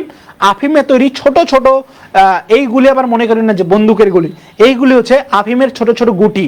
আফিমের ছোট ছোট গুটি। আফিম কি? এক ধরনের মাদক। সেই মাদকের ছোট ছোট গুটিকে কি বলা হয়? গুলি। সেই গুটি কি বলা হয়? সেগুলোকে বলা হয় গুটি। তাহলে আফিম কি, গাঁজা কি, এই দুটো জিনিস ক্লিয়ার। গাঁজা হচ্ছে এক ধরনের পাতা, আর আফিম কি, আর সরি গুলি কি? গুলি হচ্ছে আফিমের গুটি। আরে লিখন, এটা ভাই আমি তোমাকে মজা করে বলছি যে গাঁজা হচ্ছে এক ধরনের সবজি। গাঁজা কোনো সবজি না, গাঁজা হচ্ছে তোমার সবজির মতো দেখতে একটা পাতা। মারা শাক চেনো বা পাট শাক চেনো? ওই পাট শাকের মতো দেখতে। পাট শাক দেখছো কখনো? পাট শাক দেখছো? এই যে পাট শাক, এই পাট শাকের মতো, বা মারা শাক বলে, অনেক গ্রামে মারা শাক বলে। তো এই মারা শাক। জ্ঞাতি খুড়া মানে চাচা। জ্ঞাতি খুড়া মানে চাচা। তাহেরা বেগম কলি বলছে সব চিনি। বাহ, তোমার তো বিশাল অভিজ্ঞতা। জ্ঞাতি খুড়া মানে চাচা। দেখো এই যে এখানে ডিরেক্ট বলছে, এখান থেকেই তোমরা বুঝতে পারবা যে জ্ঞাতি খুড়া মানে কি? ভাইপো, ভাইয়ের ছেলে। তাহলে ভাইয়ের ছেলে কার কার হয়? মামা, খালু আর চাচা হয়। কিন্তু চাচা বা জ্যাঠা অর্থে বা হিন্দু সমাজে এটাকে তোমার হচ্ছে খালু অর্থে বেশি ব্যবহার করে আর কি। লিখন বলছে পাট শাক তিতা। একজন বলছে বইয়ের লাইন বাই লাইন পড়ানো হবে নাকি? ইয়েস, এখন বইয়ের লাইন বাই লাইনই পড়ানো হচ্ছে। আমরা বইয়ের লাইন বাই লাইনই পড়াবো এবং সবগুলো কনফিউশন ক্লিয়ার করে দেবো ইনশাআল্লাহ। তোমাদের জন্যই আমরা, আর আমাদের জন্যই তোমরা। আর এসব কিছু ফিচার পেতে চাইলে কোথায় আসতে হবে? এসিবি পাওয়ার প্লে 2025, যেখানে এভাবে লাইন বাই লাইন সম্ভব না হলেও সবকিছু একদম গোছানো হয়ে তোমাদেরকে পড়াবো। দেখো এমনি আরো কত কি, মানে কি খায় সে? গাঁজা খায়, সবুজ সবুজ পাতা খায়, আবার কি খায়? গুলি খায়। মানে কি? আফিমের তৈরি ছোট ছোট গুটি খায়। এমনই আরো কত কি খায়। এই যে দেখো আশ্চর্যবোধক চিহ্ন, সে দুর্নাম করতেছে এবং আশ্চর্য হয়ে দুর্নাম করতেছে যে সে গাঁজা খায়, গুলি খায়, আরো কত কি খায়, মানে সে চমকিত হয়ে গেছে। তার একটা কাজ ছিল বলিয়া বেড়ানো, ওই বাগানের অর্ধেকটা তার নিজের অংশ, নালিশ করিয়া দখল করার অপেক্ষা মাত্র। ধরো সে এই যে দুর্নাম করতো তো করতোই, আর একটা কাজ করতো। আর একটা কাজ কি করতো, সে সবসময় বলে বেড়াইতো যে এই যে পুরো একটা বাগান, বড় বাগান, সে বাগানের অর্ধেক অংশ আমার, এখন শুধু বিচার দিব। নালিশ, এই যে দেখো নালিশ করিয়া, এই যে নালিশ মানে বিচার, এখন শুধু বিচার দিব, বিচার দেওয়ার পরেই সেই জিনিসটা দখল করে নিব, সেই জিনিসটা দখল করে নিব। ওকে, অবশ্য দখল একদিন তিনি পাইয়াছিলেন বটে, এখানে বলছে যে দখল তিনি একদিন পাইয়াছিলেন বটে, কিন্তু সে জেলা আদালতে নালিশ করিয়া নয়, উপরের আদালতের হুকুমে। এই যে উপরের আদালতের হুকুমে, উপরের আদালত বলতে এখানে সে বিধাতাকে বোঝাইছে বা সৃষ্টিকর্তাকে বোঝাইছে। এখানে কথাটা এইভাবে বলা হচ্ছে যে তিনি একদিন পুরো বাগানটাই পাইছিলেন, কিন্তু তিনি কোনো ধরনের জেলা আদালতে বিচার না দিয়ে তিনি পাইছিলেন ওপরের আদালতের হুকুমে, অর্থাৎ তিনি সৃষ্টিকর্তার হুকুমে পাইছিলেন। সৃষ্টিকর্তার হুকুমে কিভাবে পাইছিলেন সেটা বলেন তো? সৃষ্টিকর্তার হুকুমে পাইছিলেন যে তার যখন ভাইপো মানে মৃত্যুঞ্জয়, সে যখন মারা যায়, মারা যাওয়ার পরে তো তার ওই চাচাই আছে, তাহলে সে দখল কে পাবে? চাচাই পাবে, সহজ হিসাব। কিন্তু সে কথা পরে হইবে, কিন্তু এই যে কথাটা, সে কথা পরে হইবে। মৃত্যুঞ্জয় নিজে রাধিয়া খাইতো, মৃত্যুঞ্জয় নিজে কি করতো? রান্না করতো, এবং আমের দিনে ওই আম বাগানটা জমা দিয়েই তাহার সারা বছরের খাওয়া দাওয়া পড়া চলিত। আম বাগানের পুরোটা জমা দিয়ে, জমা, এই জমাকে আমরা অনেক সময় ওই যে বলি না, আমরা লিজ দেই না, যে এই বাগানটা 1 বছরের জন্য তোমাকে দিলাম, 1 বছরের জন্য তুমি আমাকে কত টাকা দিবা, ফলগুলা তোমার, এবং এখান থেকে আমাকে কিছু পরিমাণে ফল দিবা এবং বাকি টাকা আমাকে দিয়ে দিবা। এই যে জিনিসটা, সেটাকে বলা হয় জমা দেওয়া কিংবা লিজ দেওয়া। তাহলে এই যে লিজ দিত, লিজ দেওয়ার মাধ্যমেই তার সারা বছরের খাওয়া, খাওয়া মানে হচ্ছে খাওয়া দাওয়া, পরা মানে হচ্ছে জামা কাপড়, তাহলে এই যে খাওয়া দাওয়া এবং জামা কাপড় সবকিছুই চলিত এবং ভালো করিয়াই চলিত। এবং লেখক বলছে যে শুধুমাত্র যে জামা কাপড় এবং খাবার দাবার এটা নিত এমন না, খুব ভালো করেই এই জিনিসগুলো চলতে পারতো। যেদিন দেখা হইয়াছে সেদিনই দেখিয়াছি ছেঁড়া খোরা মলিন বইগুলি বগলে করিয়া পথের এক ধার দিয়া নীরব চলিয়াছে। অর্থাৎ লেখক এখানে বলছে যে যেদিনই তাকে দেখছি সেদিনই সে এই যে তোমার ছেঁড়া, যেহেতু অনেক দিন ধরেই সে ক্লাস 8-এ পড়ছে, কেউ জানে না ক্লাস 7-এ কবে ছিল, কেউ জানে না ক্লাস 9-এ কবে উঠবে, কিন্তু সে অনেক দিন ধরে যেহেতু সে একই বই পড়াশোনা করছে, এই কারণেই ছেঁড়া এবং মলিন মানে ফ্যাকাশে বইগুলো তার কাঁধে, বগলে, কোথায়, এই যে এই জায়গাটাকে কি বলা হয়? এমনি নেওয়া মানে বগলে নেওয়া, বগলে নিয়ে পথের এক ধার দিয়ে নীরবে চলিয়েছে। নীরব মানে কি? কারোর সাথে কথা না বলে চলাফেরা করতো। তাহাকে কখনো কাহারো সহিত যাচিয়া আলাপ করে দিতে দেখি নাই। যাচিয়া মানে নিজে থেকে, এই হ্যালো কেমন আছিস, আমরা বলি না অনেক সময় তোমার ফ্রেন্ডের সাথে দেখা হলে, এই তুই কেমন আছিস, হাই হ্যালো। তো এই যে নিজে যখন কথা বলে তখন সেটাকে বলা হয় যাচিয়া কথা বলা। কি বলা হয়? যাচিয়া কথা বলা। তাহলে এখানে লেখক বলছে তাকে নিজে কখনো কারোর সাথে নিজে থেকেই কথা বলতে দেখি নাই, অর্থাৎ নিজে থেকে কথা বলা যেটা, সেটাকে বলা হয় যাচিয়া কথা বলা। বরঞ্চ উপযাচক হইয়া কথা কইতাম আমরাই। উপযাচক মানে উল্টো আমরাই যেচে গিয়ে কথা বলতাম, ঠিক আছে? উপযাচক, উপযাচক এটা মানে কি? এটা মানে হচ্ছে সাদৃশ্য যাচক। তাহলে উপ, যেই শব্দের আগে উপ থাকবে, যেই শব্দের আগে উপ থাকবে সেগুলো সবসময় অব্যয়ীভাব সমাস হয়। কোন সমাস? অব্যয়ীভাব সমাস। এর ব্যাস বাক্য হচ্ছে যাচক সদৃশ। কি সদৃশ? যাচক সদৃশ। তাহলে যেই শব্দে পূর্বপদ প্রাধান্য পায়, যেই শব্দে পূর্বপদ প্রাধান্য পায় সেটাকে কি ভাব সমাস বলে? অব্যয়ীভাব সমাস। আর উপযাচক মানে কি? যাচকের সদৃশ, অর্থাৎ আমরা নিজেরাই যাচক হয়ে তার সাথে কথা বলতাম। তাহার প্রধান কারণ ছিল এই যে, এটার প্রধান একটা কারণ ছিল, দোকানের খাবার কিনে খাওয়াইতে গ্রামের মধ্যে তাহার আর জোড়া ছিল না। অর্থাৎ জোড়া কি? 2 জন মিল হয়, তাহলে যে সে যেহেতু বেশি পরিমাণে খাওয়াইতো, তার মতো আর কেউ ছিল না। এখন যখন 2 জন থাকবে তখন তো জোড়া হবে, যেহেতু তার জোড়া ছিল না মানে কি? সে একাই পুরো গ্রামকে কিনে খাওয়াইতো, অর্থাৎ পুরো গ্রামের মানুষজনের মধ্যে অন্য কেউ এমন ছিল না। আর শুধু ছেলেরাই নয়, কত ছেলের বাপ কতবার যে গোপনে ছেলেকে দিয়ে তাহার কাছে স্কুলের মাহিনা, মাহিনা মানে হচ্ছে ফিস, মাহিনা মানে হচ্ছে স্কুলের বেতন বা ফিস, ফিস হারাইয়া গেছে, বই চুরি হইয়া গেছে ইত্যাদি বলিয়া টাকা আদায় করিয়া লইত, তাহা বলিতে পারি না। কিন্তু ঋণ স্বীকার করা তো দূরের কথা, ছেলে তাহার সহিত একটা কথা কইয়াছে, এ কথাও কোনো বাপ ভদ্র সমাজে কবুল করিতে চাইতো না। কবুল করিতে চাইতো মানে বলতে চাইতো না। গ্রামের মধ্যে মৃত্যুঞ্জয় ছিল এমনই সুনাম।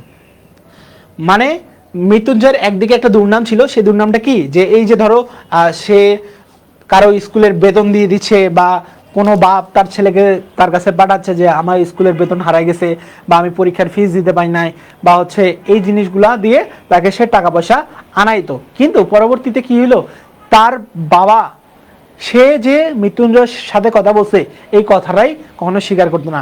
মৃত্যুঞ্জয় এমনিতে অনেক ভালো ছিল, মৃত্যুঞ্জয় তাদেরকে সকল ধরনের সাহায্য করতো।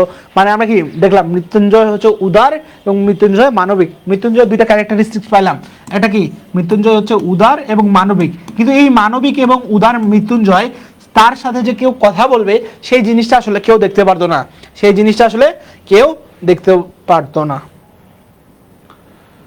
অনেকদিন মৃত্যুঞ্জয়ের দেখা নাই, মানে অনেকদিন ধরে আসলে মৃত্যুঞ্জয়ের দেখা নাই। একদিন শোনা গেল সে মরমর, অর্থাৎ অনেকদিন ধরে মৃত্যুঞ্জয়ের দেখা নাই, একদিন সে শুনতে পেল কি, মৃত্যুঞ্জয় মরমর, অর্থাৎ মৃত্যুঞ্জয় মারা যাওয়ার মতো অবস্থা।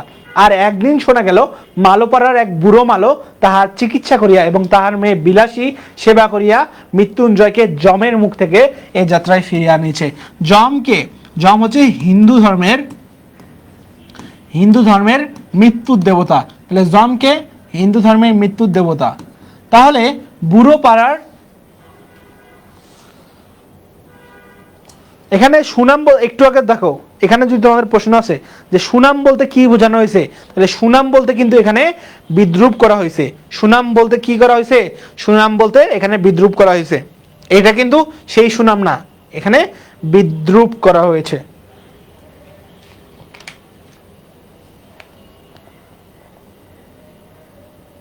আচ্ছা,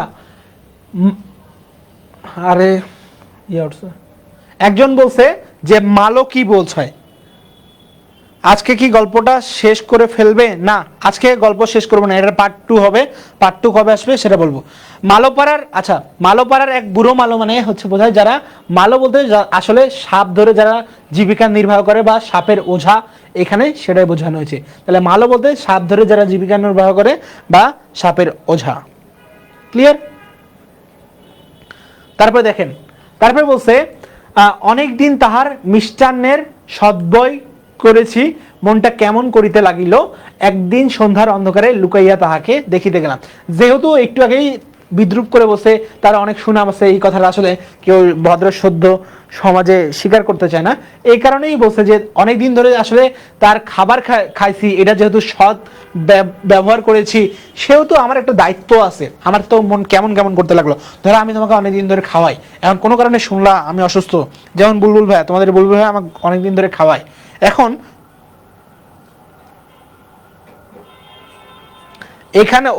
এখানে তোমার হচ্ছে গোত্র বংশ হবে না, এখানে মালো বলতে তোমার ইয়াকে বুঝাইছে। মালো সাধারণত একটা গোত্রের নাম, কিন্তু এখানে এই গল্পের প্রেক্ষাপটে মালো বলতে বোঝাইছে তোমার সাপুরের যে ওঝা।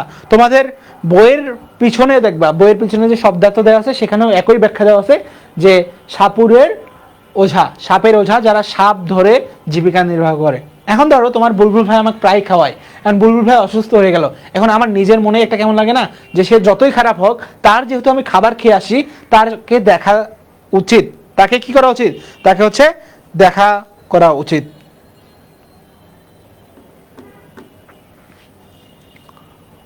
একদিন সন্ধ্যার অন্ধকারে লুকাইয়া তাহাকে দেখিতে গেলাম, অর্থাৎ একদিন সন্ধ্যার অন্ধকারে তাকে লুকিয়ে লুকিয়ে দেখতে গেলাম। পোড়া বাড়িতে প্রাচীরের বালাই নাই, এই যে পোড়া বাড়ি সেটাতে প্রাচীরের বালাই বলতে কি, অন্ত নাই। স্বচ্ছন্দে ভিতরে ঢুকিয়া দেখি ঘরের দরজা খোলা। সে নিজের আনন্দে, যেহেতু পোড়া বাড়ি সেখানে কোনো প্রাচীর টাচীর আসলে নাই, প্রাচীরের এগুলা চিন্তা ভাবনা নাই, প্রাচীর কি আছে নাই নাই। তো সে ভিতরে দেখলো, ভিতরে ঢুকে দেখে যে ঘরের দরজা খোলা, ঘরের দরজা খোলা এবং বেশ উজ্জ্বল একটা প্রদীপ জ্বলিতেছে। আর ঠিক সম্মুখেই, অর্থাৎ সম্মুখ মানে সামনেই, তক্তপোষের ওপর পরিষ্কার ধপধপে বিছানায় কি করছে, মৃত্যুঞ্জয় শুয়ে আছে। তাহার কঙ্কাল ছাড়, কঙ্কাল ছাড় মানে কঙ্কালের মতো চেহারা, কঙ্কাল ছাড় মানে কি, কঙ্কালের মতো চেহারা। আচ্ছা শাহির, তোমরা হচ্ছে এই কমেন্টগুলো করিও না, বুঝছো? কমেন্টে এগুলা না করাই উচিত।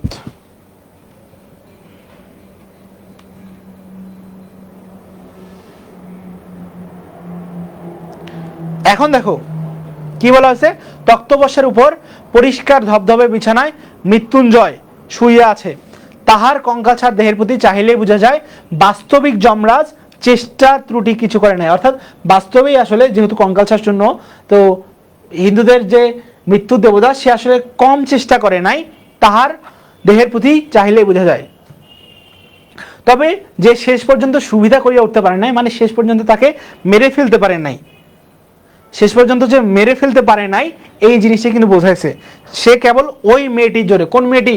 ওই যে ওই মেয়েটি মালোপাড়ার সেই বুড়ো মালোর মেয়ে বিলাসী, বিলাসীর জন্যই সে শিওরে বসিয়া পাখার বাতাস করিতেছে, অকস্মাৎ মানুষ দেখিয়া চমকিয়া উঠিয়া দাঁড়াইল।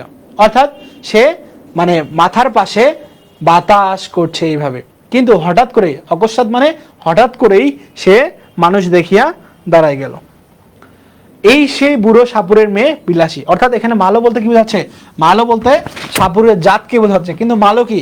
হিন্দুদের বিভিন্ন ধরনের তোমার হচ্ছে বংশ ছিল। প্রধান বংশ ছিল চারটা। ব্রাহ্মণ ছিল, লিখে ফেলি, ব্রাহ্মণ ছিল, ক্ষত্রিয় ছিল,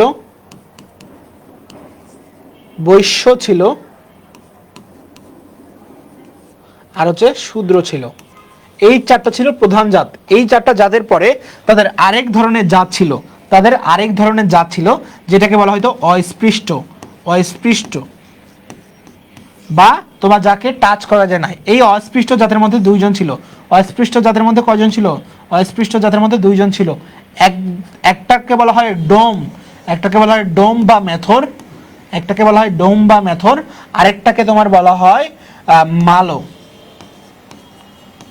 তাহলে এই যে ডোম বা মেথর, এদেরকে আবার বলা হয় ডেল্ট। এই অস্পৃষ্ট জাতিকে বলা হয় দ্য ডেল্ট। ওকে, তো এই হচ্ছে আমাদের পুরো হিন্দুদের যে বংশবিন্যাস, সেই বংশবিন্যাস। এখন ব্রাহ্মণদের মধ্যে ধরো ব্যানার্জি আছে, তারপর হচ্ছে চট্টোপাধ্যায় আছে, আবার ক্ষত্রিয়দের মধ্যে হচ্ছে মিত্র আছে, মানে বিভিন্ন সেন আছে, রায় আছে, আবার হচ্ছে শূদ্রদের মধ্যে বিভিন্ন ধরনের আমরা ইয়া দেখতে পাই। কিন্তু মুখের প্রতি চাহিবা মাত্রই টের পাহিলাম, চাহিবা মাত্র টের পাইলাম বয়স যাই হোক, খাটিয়া খাটিয়া আর রাত জাগিয়া জাগিয়া ইয়া শরীরে আর কিছু নাই। আচ্ছা, সে যখন মুখের দিকে তাকলো তখনই দেখলো যে বয়স তার কম হোক বা বেশি হোক, আসলে খেটে খেটে তার আসলে মুখে কিছু নাই। ঠিক যেন ফুলদানিতে জল ভিজাইয়া রাখা বাসি ফুলের মতো। তুমি যখন ফুলদানিতে বাসি ফুল ভিজাই রাখো না, ঠিক সেই অবস্থার মতো। হাত দিয়ে এতটুকু স্পর্শ করলে, এতটুকু নাড়াচাড়া করিতে গেলেই ঝরিয়া পড়িবে। অর্থাৎ তোমার হচ্ছে যেগুলা ফুলগুলা শুকায় যায়, তুমি যদি একটু হাত দাও সেই ফুলগুলা যেমন ঝরে যায়, ঠিক তেমনি বিলাসীর বর্ণনা দিতে গিয়ে লেখক এখানে বলছে সে তোমার পরিশ্রম করতে করতে চেহারার এমন অবস্থা বানায় ফেলছে যে ভিজা ফুল ঠিক যেমন বাসি হয়ে যায়, তারপরে ওই ফুলগুলাকে যেমন হাত দিয়ে টাচ করলে ওগুলা ঝরে যায়, ঠিক তেমনি বিলাসীর অবস্থাও সেম হয়েছে। মৃত্যুঞ্জয় আমাকে চিনতে পারিয়া বলিল, মৃত্যুঞ্জয় আমাকে চিনতে পারলে বলল, কে? ন্যাড়া। এতক্ষণ পর আমরা কার নাম জানলাম? গল্পকথকের নাম জানলাম। তাহলে গল্পকথকের নাম কি? গল্পকথকের নাম হচ্ছে ন্যাড়া। তাহলে আমরা বলিলাম হু, বললাম হ্যাঁ। তাহলে আমরা ক্যারেক্টার পাইলাম কটা? ক্যারেক্টার পাইলাম তিনটা। একটার নাম হচ্ছে ন্যাড়া, একটার নাম কি? ন্যাড়া, একটার নাম হচ্ছে মৃত্যুঞ্জয়, একটার নাম হচ্ছে মৃত্যুঞ্জয়, আর একটার নাম কি? আর একটার নাম হচ্ছে বিলাসী, বিলাসী। তাহলে ন্যাড়াকে, ন্যাড়া হচ্ছে এতক্ষণ যে গল্প বর্ণনা করতেছিল, ন্যাড়াকে, ন্যাড়া হচ্ছে এতক্ষণ যে গল্প বর্ণনা করছিল, বা যাকে আমরা বলতে পারি গল্প কথক। তাহলে মৃত্যুঞ্জয়কে, মৃত্যুঞ্জয় হচ্ছে এই গল্পের নায়ক, এই গল্পের নায়ক, আর বিলাসীকে গল্পের প্রধান ক্যারেক্টার, প্রধান আকর্ষণ এবং নায়িকা। প্রধান আকর্ষণ এবং কি? এবং হচ্ছে নায়িকা। ক্লিয়ার? এমএসটি রানু বলছে ভাইয়া লেখা কিছু বোঝা পায় না। আচ্ছা, ওকে, লাল তো ব্যবহার করবো না, সাদাটাই ব্যবহার করি। সাদা ব্যবহার করলে, সাদা ব্যবহার করলে আবার কিছু বোঝা যায় না। তারপর দেখো মেয়েটা ঘাড় হেট করিয়া দাঁড়াইয়া রইল। ঘাড় হেট করে বলতে কি, ঘাড় নামিয়া দাঁড়াই রইল। মৃত্যুঞ্জয় 2-4টি অর্থাৎ 2-4টা কথা যাহা কহিল মানে যাহা বলল, তাহার মর্মই যে অর্থাৎ তাহার সার কথা এই যে প্রায় 1.5 মাস হইতে চলিল সে শয্যাগত মানে বিছানায় শুয়ে আছে। মধ্যে 10-15 দিন সে অজ্ঞান অচৈতন্য অবস্থায় পড়িয়াছিল। অচৈতন্য মানে চেতনাহীন। অচৈতন্য মানে কি? অচৈতন্য মানে হচ্ছে চেতনাহীন। তাহলে মাঝখানে কয়দিন মানে তার চেতনা ছিল না? 10-15 দিন চেতনা ছিল না। এবং সে কতদিন ধরে শুয়ে আছে? প্রায় 1.5 মাস থেকে সে বিছানায় শুয়ে আছে বা বিছানায় পড়ে আছে। এই কয়েকদিন হইলো সে লোক চিনতে পারছে, অর্থাৎ গত কয়েকদিন ধরে সে আসলে লোক চিনতে পারছে। এবং যদিও এখানে সে বিছানা ছাড়িয়া উঠিতে পারে না, যদিও এখনো সে বিছানা ছাড়ে উঠতে পারে না, কিন্তু আর আসলে ভয় নাই থাকুক, কিন্তু ছেলে মানুষ হইলেও এটা বুঝলাম আজও যাহার শয্যা ত্যাগ করিয়া উঠিবার ক্ষমতা হয় নাই, সেই রোগীকে এই বনের মধ্যে একাকী যে মাইয়া বাঁচিয়া তুলিয়াছে, ভার লইয়াছে, সে কত বড় গুরুভার বলতে বলে সেটা কত বড় দায়িত্ব। অর্থাৎ কোনো পুরুষ ধরো সে চলাফেরা করতে পারে না, পুরুষ মানুষ কি অবশ্যই কর্মঠ হবে, চলাফেরা করবে, ইত্যাদি করবে। আচ্ছা, আমাদের এখানে আজান দিচ্ছে, তো আমি আজানের জন্য 1 মিনিট একটু ব্রেক দিচ্ছি, আজানের জন্য একটু ব্রেক দিই।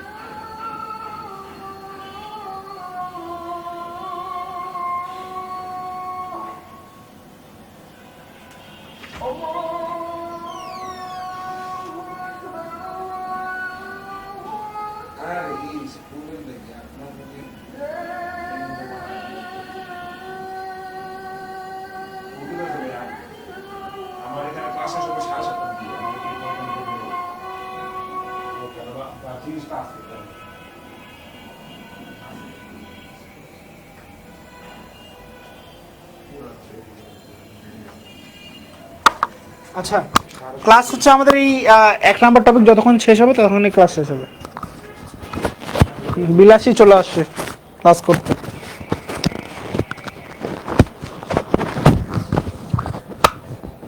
ওকে, দেখো গুরুভার অর্থাৎ প্রধান দায়িত্ব তার উপর। অর্থাৎ দেখো পুরুষ মানুষ মাত্রই কর্মঠ, অর্থাৎ পরিশ্রম করাই তার কাজ।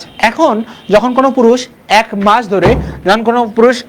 ধরে কোনো বিছানায় শুয়ে থাকে বা শয্যাগত থাকে, তাহলে সেই পুরুষকে নির্বাহ করে নিয়ে যাওয়ার মতো যেই মেয়েটা এই একা একাই পুরো বনের মধ্যে রয়েছে, তার সেটা আসলে কত বড় দায়িত্ব সেটা বোঝাচ্ছে। দিনের পর দিন, রাতের পর রাত তাহার কত সেবা, কত শুশ্রূষা মানে হচ্ছে যত্ন।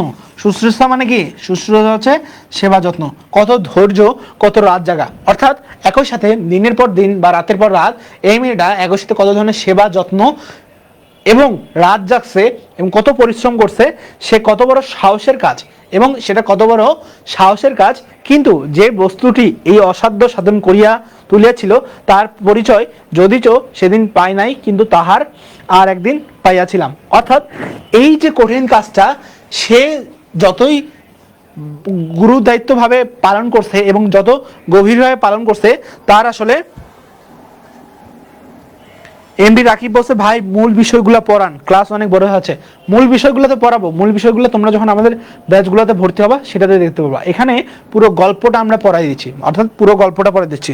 সময় নিয়ে আসলে আমাদের টেনশন নাই, সময় নিয়ে আমাদের কোনো ভ্রুক্ষেপ নাই। তোমার ক্লাস বড় হবে, অর্থাৎ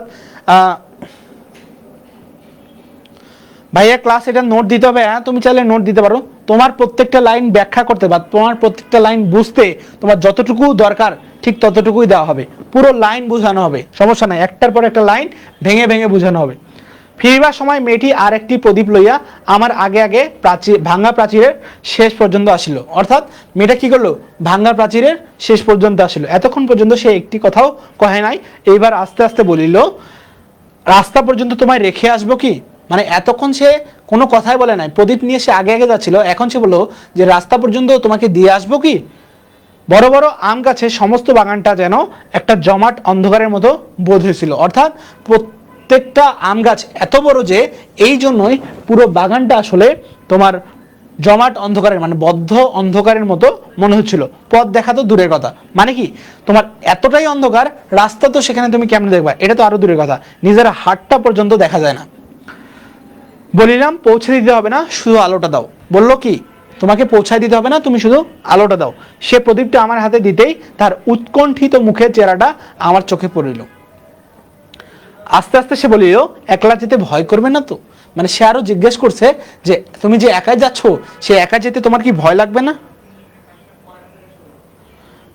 তামান্না তাবাসসুম বসে পেইড ব্যাচে আবার এটা পড়াবেন না, পেইড ব্যাচে এইভাবে পড়াবো না, পেইড ব্যাচে অন্য ধাঁচে পড়াবো। পেইডের পড়া যদি তোমাদের ফ্রিতে পড়াই দেই তাহলে পেইডের যে মজা সেই মজাটা তো পাবা না। পেইডে সেটা অন্যান্য ভাবে পড়াবো, পেইডে সৃজনশীল সলভ করাবো, এমসিকিউ বেশি বেশি সলভ করাবো। তারপর পেইডে হচ্ছে তোমার আরো তোমার হচ্ছে অ্যানিমেশন থাকবে, পেইডে আরো ইয়া থাকবে। তো সেই পেইডের জিনিস পেইডে দেখতে পাবো, চমকপ্রদ কতটা জিনিস হয় সেটা দেখতে পাবো।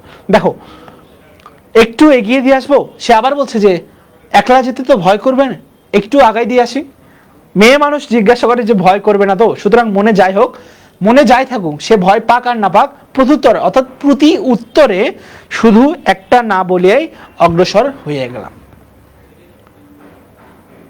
এখন দেখো এই যে আমাদের পুরো কোর্স ফি কত, পুরো কোর্স ফি হচ্ছে 1200 টাকা। 1200 টাকার পরিবর্তে আমাদের হচ্ছে 599 টাকা।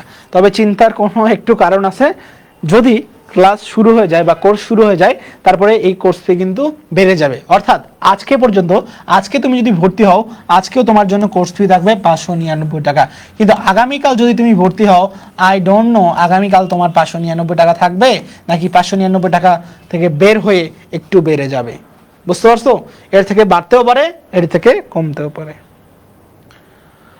সে পুনরায় কহিল, সে আবার বলল, পুনরায় মানে আবার, ঘন জঙ্গলের পথ একটু দেখে দেখে ফেলে যাও। অর্থাৎ যেহেতু জঙ্গল খুব ঘন, তাহলে কি পা একটু দেখে ফেলে যাও। সর্বাঙ্গে কাটা দিয়ে উঠিল, সর্বাঙ্গে মানে কি সর্ব অঙ্গে, অর্থাৎ প্রতিটি অঙ্গে কাটা দিয়ে উঠলো। কাটা দিয়ে মানে গা ছমছম করে উঠলো। কিন্তু এতক্ষণে বুঝলাম উদ্বেগটা তাহার কিসের জন্য এবং কেন সে আলো দেখাইয়া এই বনের পথ কইয়া দিতে চাইছিল। হয়তো সে নিষেধ শুনে নিত না, সঙ্গেই যাইত, কিন্তু পীড়িত মৃত্যুঞ্জয় অর্থাৎ অসুস্থ মৃত্যুঞ্জয়কে একাকী ফেলিয়া যাইতেই বোধ করি তাহার শেষ পর্যন্ত মন সরিল না। অর্থাৎ মৃত্যুঞ্জয় তো একাই, এই মৃত্যুঞ্জয়কে, অসুস্থ মৃত্যুঞ্জয়কে সে ফেলে রেখে তার সঙ্গে যাওয়ার মন হচ্ছিল না। আসলে উদ্বেগ বা ভয়টা কিসের জন্য বলতো, যেহেতু ঘন জঙ্গল বা একটু দেখে দেখে পা ফেলে যাও, পা কি সাপ কি গায়ে কামড়ায় না, সাপ সবসময় পায়ে কামড়ায়, এই জন্য আলো নিয়ে সে সবসময় সঙ্গে আসতেছিল। আমি যেহেতু প্রেক্ষাপটের প্রথমে কি বলছি, প্রেক্ষাপট দুইটা কারণে হয়। প্রথম প্রেক্ষাপটটা কি, প্রথম প্রেক্ষাপট হচ্ছে এই যে একটা ক্ষুদ্র বর্ণের মেয়ের সাথে উঁচু বর্ণের ছেলের বিয়ে হচ্ছে। আর একটা প্রেক্ষাপট কি, আরেকটা প্রেক্ষাপট হচ্ছে সাপের ভয়, সাপের ভয়। তাহলে দেখো 20-25 বিঘার বাগান, অর্থাৎ 20 থেকে 25 বিঘার একটা বাগান, সুতরাং পথটা কেমন নয়, কম নয়। এই দারুণ অন্ধকারের মধ্যে প্রত্যেক পদক্ষেপেই বোধ করি ভয়ে ভয়ে করিতে হইতো। পদক্ষেপ বলতে কি? পদক্ষেপ বলতে সামনের দিকে পা চালানো বা সামনের দিকে পা বাড়ানো। কিন্তু পরক্ষণেই মেয়েটির কথাতেই সমস্ত মন এমনি আচ্ছন্ন হইয়া রইল যে ভয় পাইবার আর সময় পাইল না।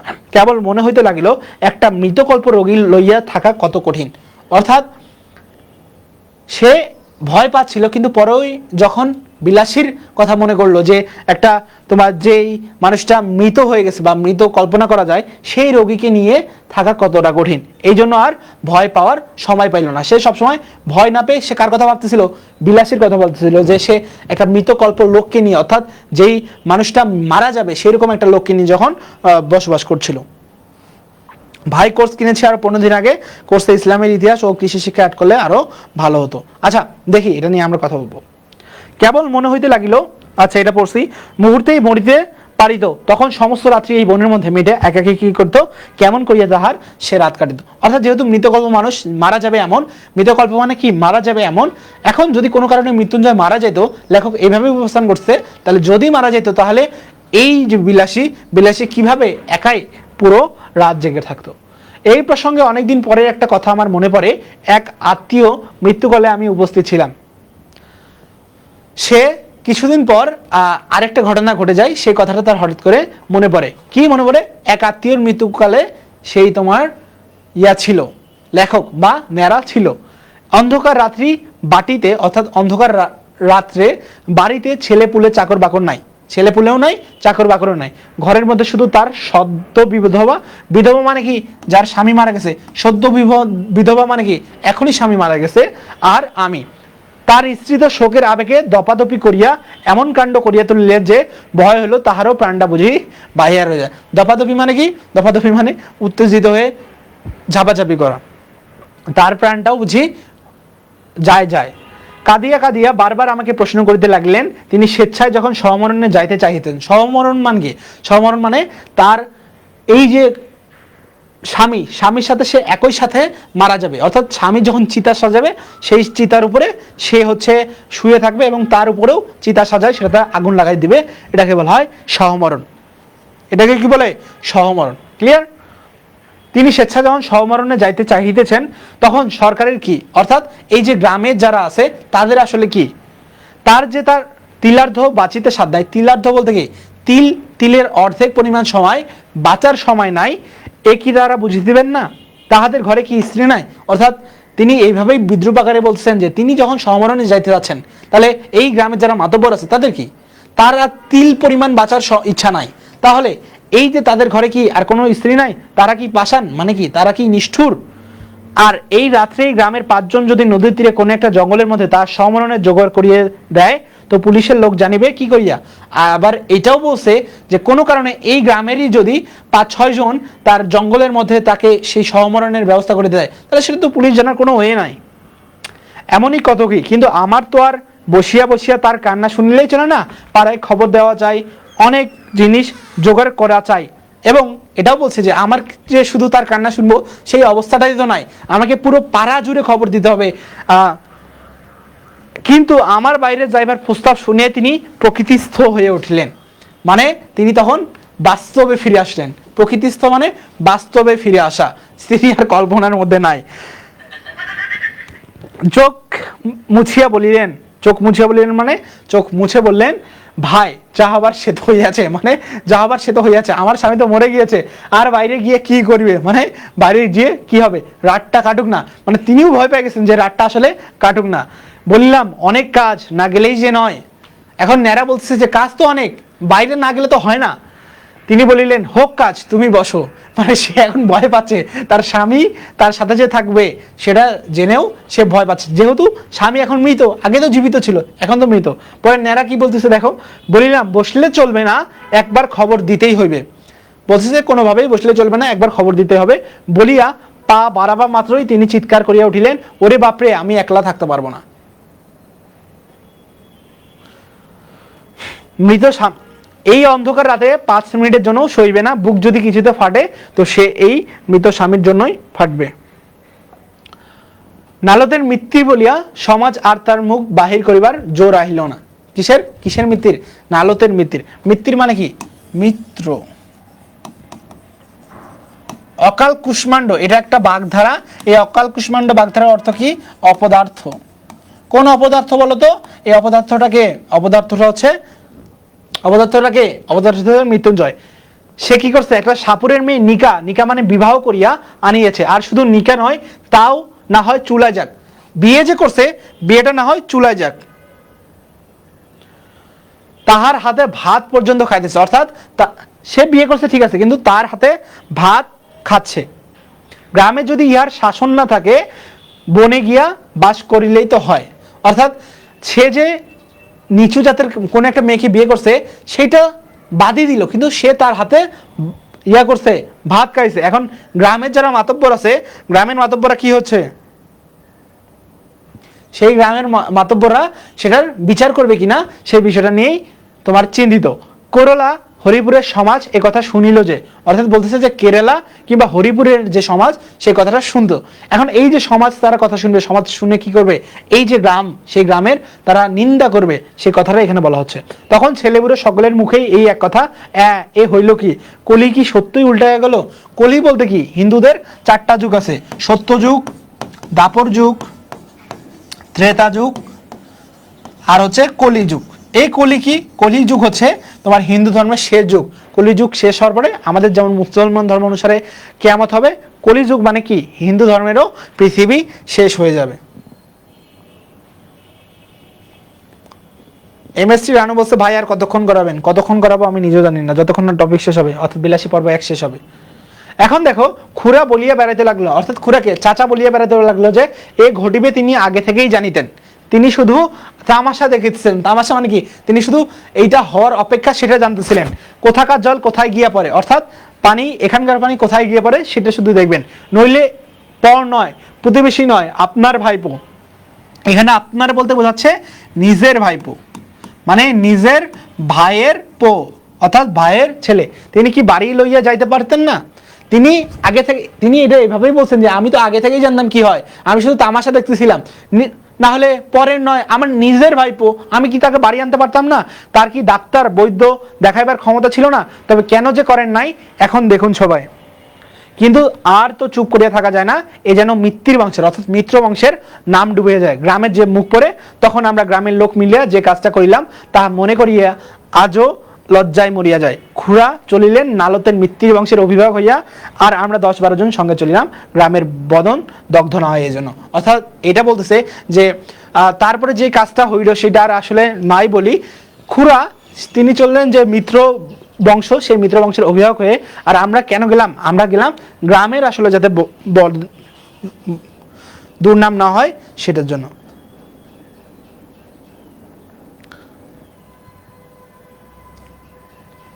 দেখো, তারপর বলছে মৃত্যুঞ্জয়ের পোড়াবাড়িতে গিয়ে যখন উপস্থিত হইলাম তখন সবে মাত্র সন্ধ্যা হয়েছে। অর্থাৎ তারা যখন মৃত্যুঞ্জয়ের বাড়িতে গেছে তখন কেবল সন্ধ্যা হয়েছে। মেয়েটির ভাঙ্গা বারান্দায় একাধারে রুটি করতেছে, অর্থাৎ বারান্দাটা কেমন ছিল? ভাঙ্গা। সেই ভাঙ্গা বারান্দায় কি করছে? রুটি বানাচ্ছিল। অকস্মাৎ মানে হঠাৎ লাঠি সোটা এতগুলি লোককে ওঠানোর পর দেখিয়া ভয়ে নীলবর্ণ হয়ে গেল। খুড়া ঘরের মধ্যে উকি মারিয়া দেখলেন মৃত্যুঞ্জয় শুয়ে আসে। চট করিয়া শিকলটা টানিয়া দিয়া সেই ভয়ে মৃতপায় মেয়েটিকে সম্ভাষণ শুরু করলেন। অর্থাৎ ঘরের তালা দিয়ে কি দেখলো? উকি দিয়ে দেখলো যে তোমার সেই মৃত্যুঞ্জয় কি করছে? মৃত্যুঞ্জয় শুয়ে আছে। তখন খুড়া কি করলো? ও তো জানে মৃত্যুঞ্জয় উঠতে পারবে না, ও আস্তে করে শিকলটা লাগাই দিল। লাগাই দিয়ে কি করলো? মৃত্যুঞ্জয় যখন শুয়ে আছে তখন এই যে মেয়েটা অর্থাৎ বিলাসী তাকে সম্ভাষণ শুরু করলো বা বলতে শুরু করলো। কি বলতে শুরু করলো? বলা বাহুল্যও জগতের কোনো খুড়া কোনো কালে বোধ করি ভাইপোর স্ত্রীকে এরূপ সম্ভাষণ করে নাই। কেমন সম্ভাষণ? অর্থাৎ যত প্রকার গালি আছে, অর্থাৎ ভাইয়ের ছেলেকে কোনো কালে কোনো চাচা এমন ভাবে গাল দিচ্ছে কিনা সেটা আর বলা যাচ্ছে না। সে এমনই যে মেয়েটি হীন সাপুরের মেয়ে হইয়াও তাহা সইতে পারিল না। অর্থাৎ সেই মেয়েটা যে তোমার নিচু জাতের একটা সাপুরের মেয়ে, সেও এই কথাগুলা সহ্য করতে পারলো না। চোখ তুলিয়া বলিল, বাবা আমারে বাবুর সাথে নিকা দিয়েছে জানো? চোখ তুলে বললো যে এত যখন খারাপ কথা বলছে তখন আসলে সে চোখ তুলে বললো যে বাবা কি আমাকে সেই বাবু বাবু বলতে কি মৃত্যুঞ্জয়ের সাথে বিয়ে দিছে, এটা কি তোমরা জানো?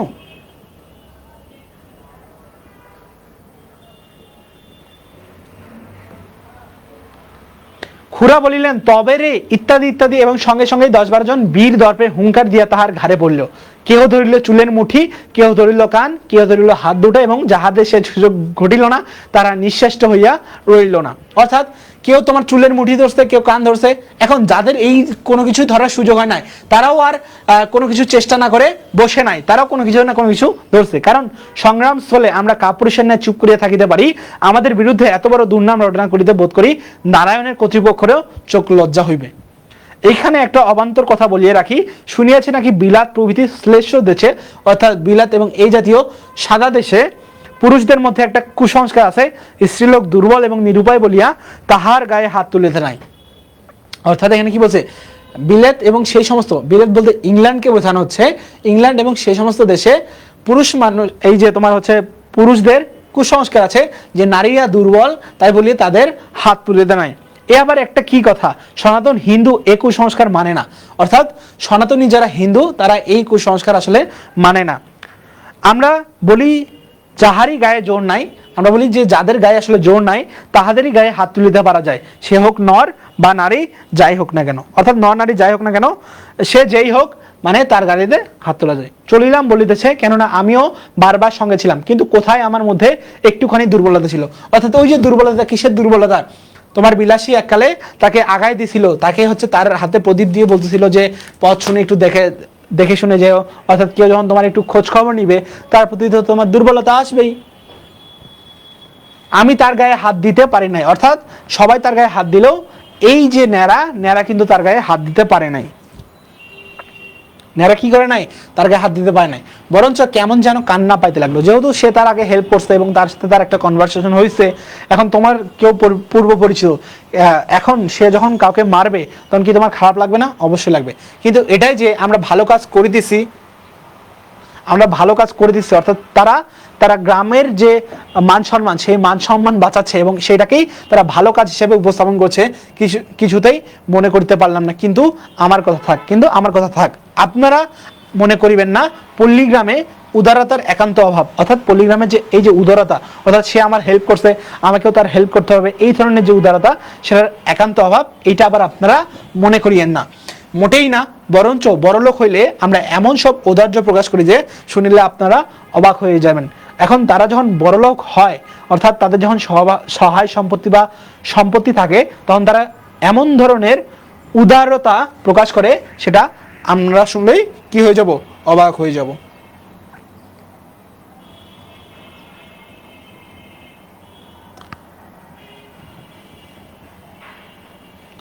লাস্ট স্লাইড না, লাস্ট ওয়ান, আরেকটা আছে। যাই হোক, ছোট বাবু তার স্বাভাবিক ঔদার্যে বা স্বাভাবিক উদারতায় গ্রামের বারোয়ারি পূজা মানে 12 মাসের যে পূজা হয়, 200 টাকা দান করিয়া 5খানা গ্রামের ব্রাহ্মণের দক্ষিণা মানে হচ্ছে পূজায় যে টাকাটা দেওয়া হয়, মানে যারা পূজা করে তাদেরকে যে টাকাটা দেওয়া হয় তাদেরকে বলা হয় দক্ষিণা বা পারিশ্রমিক। উত্তম ফলাহার মানে কি, ফল আহারের পর ফলাহার, ফল যোগ আহার, এখান থেকে অ আসে, এখান থেকে আ আসে, এই দুটা মিলে হয়ে গেছে কি আ, এই আটাই দুটার মিলে একসাথে হয়ে গেছে। অর্থাৎ এটা কোন সন্ধি বলতো, এটা হচ্ছে স্বরসন্ধি। অ বা আ, এটা কোন সন্ধি, স্বরসন্ধি। তাহলে উত্তম ফলাহারের পর মানে ভালোভাবে খাওয়াই দাওয়ায় 12 মাসের টাকা দিয়ে তাদেরকে আবার খুব দক্ষিণা দিয়ে কি করছে, প্রত্যেক সৎ ব্রাহ্মণের হাতে একটা করিয়া কাঁসার গ্লাস, তৎকালীন সময় কাঁসা তো অত্যন্ত মূল্যবান ছিল, কাঁসার গ্লাস দিয়ে বিদায় করলেন। তখন ধন্য ধন্য পড়িয়া গেল।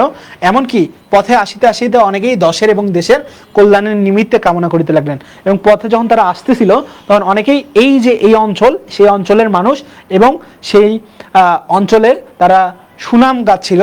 এবং এমন সব যারা বড় লোক তাদের বাড়িতে বাড়িতে মাসে মাসে এমন সদানুষ্ঠানের, অর্থাৎ এমন ধরনের অনুষ্ঠানের আয়োজন হয় না কেন, এটাই বলা হচ্ছে।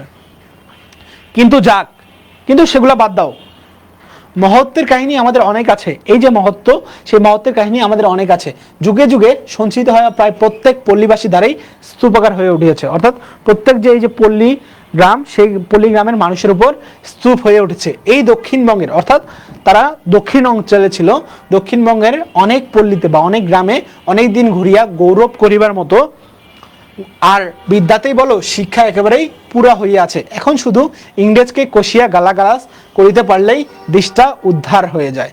অর্থাৎ তাদের এরকম অনেক কাহিনী আছে, সেগুলো অনেক কিছুই বলা যাবে, কিন্তু এখনকার কাজ হচ্ছে তাদের যে ইংরেজরা শাসন করতো সেই ইংরেজদের গালাগালি করতে পারলেই শেষ হয়ে যেত। এখন শুধু বছর কানেক গত হয়েছে, মানে কিছু বছর আগের কথা, মশার কামড় আর সহ্য করিতে না পারিয়া সবে মাত্র সন্ন্যাসগৃহীতে ইস্তফা দিয়ে ঘরে ফিরিয়াছি। অর্থাৎ এখান থেকে আমরা বুঝতে পারি শরৎচন্দ্র চট্টোপাধ্যায় এককালে বাড়ি ছেড়ে জঙ্গলে বাস করতো। অর্থাৎ যখন কেউ বাড়ি ছেড়ে জঙ্গলে বাস করতো তখন তাদেরকে কি বলা হতো? সন্ন্যাসী বলা হতো। এখন বছর খানেক আগে, মানে বছর খানেক যখন চলে আসে, তখন শরৎচন্দ্র চট্টোপাধ্যায় এইভাবেই বলছেন যে বছর খানেক গত হয়েছে, মশার কামড় এতই অত্যাচার যে বাহিরে তো মশার কামড় আরো বেশি, সে কারণে সন্ন্যাস বাদ দিয়ে আমি কি করছি? চলে আসছি। একদিন দুপুরবেলা ক্রোশ 2 দূরের মালোপাড়ার ভিতর দিয়ে চলিয়েছি। অর্থাৎ সেটার 2 দিন পরে বিলাসীর কাহিনী শেষ, সেই কাহিনীর শেষ, তারপর সে সন্ন্যাসে গেছিল সেই কাহিনীও শেষ, তারপর সে বাড়ি আসে, বাড়ি আসার পরে কি করছে? একদিন দুপুরবেলায় ক্রোশ 2 দূরের মালোপাড়ার ভিতর দিয়ে চলেছে। অর্থাৎ 2 ক্রোশ দূরে, মানে কি 4 মাইল দূরে মালোপাড়ার ভিতর দিয়ে চলেছে। হঠাৎ দেখি একটা কুটিরের দ্বারে বসিয়া মৃত্যুঞ্জয়, মানে কি একটা বাড়ির সামনে কে দাঁড়িয়ে? মৃত্যুঞ্জয় দাঁড়িয়ে। তাহার মাথায় গেরুয়া পাগড়ি, বড় বড় দাড়ি, চুল, গলায় রুদ্রাক্ষ। রুদ্রাক্ষ মানে ওই যে বড় বড় একটা ফলের যে মালা, সেগুলোকে কি বলা হয়? রুদ্রাক্ষ বলা হয়। ও পুতির মালা। কে বলিবে এ আমাদের সেই মৃত্যুঞ্জয়? অর্থাৎ একদিন সে মৃত্যুঞ্জয়কে দেখে চমকে উঠছে। কায়স্থে ছেড়ে একটা বছরের মধ্যেই জাত দিয়ে একেবারে পুরো দস্তুর সাপুরে হয়ে গেছে। অর্থাৎ তার যে কায়স্থ ছেড়ে, সেই কায়স্থ ছেড়ে কি করছে? একদম পুরো বদলে গিয়ে সাপুরে হয়ে গিয়েছে। তারপরে দেখো, এরপরে হচ্ছে আমাদের ক্লাস শেষ, অর্থাৎ বিলাসী পর্ব 1 শেষ এবং বিলাসী পর্ব 2 এর বিলাসী পর্ব 1 শেষ। এরপর আমরা বিলাসী পর্ব 2 আলোচনা করব। বিলাসী পর্ব 2 এর চরিত্র বিশ্লেষণ থাকবে, এই পাঠের পরের পাঠ থাকবে এবং বিভিন্ন আরো যে আলোচনা, সেই আলোচনাগুলো থাকবে। তাহলে আজকে এ পর্যন্তই। এখন পর্যন্ত যারা আমাদের কোর্সে এনরোল করে ফেলো নাই, ঝটপট এই কিউআর কোড স্ক্যান করে আমাদের কোর্সে এনরোল হও। আমাদের কোর্সে এরকম সব কিছুই তোমার আসলে গোছানো অনুযায়ী পাবা। তাহলে এখন পর্যন্ত কার কেমন ক্লাস লাগলো একটু বলো। নেরার নাম আছে তো? নেরার নাম তো ওই যে তোমার বললো না মৃত্যুঞ্জয়, কে নেরা? আমি বলিলাম ওই যে নেরার নাম তো তখনই ছিল। তাহলে কেমন লাগলো ক্লাস আজকে জানা দাও। আর তোমরা যারা যারা আজকে নোট সাবমিট করবা, তোমাদেরকে আমরা সেরা নোট বাছাই করে গিফট পাঠিয়ে দিব আমার পক্ষ থেকে। তামান্না তাবাসসুম বলছেন টাটা ভাইয়া, আপনি ভালো থাকবেন। ভাই একটা পোস্ট দেন, এসএস দেই, এখানে পোস্ট দাও, তাহলে ধরো আমার কোর্সেরও প্রমোশন হয়ে যাবে।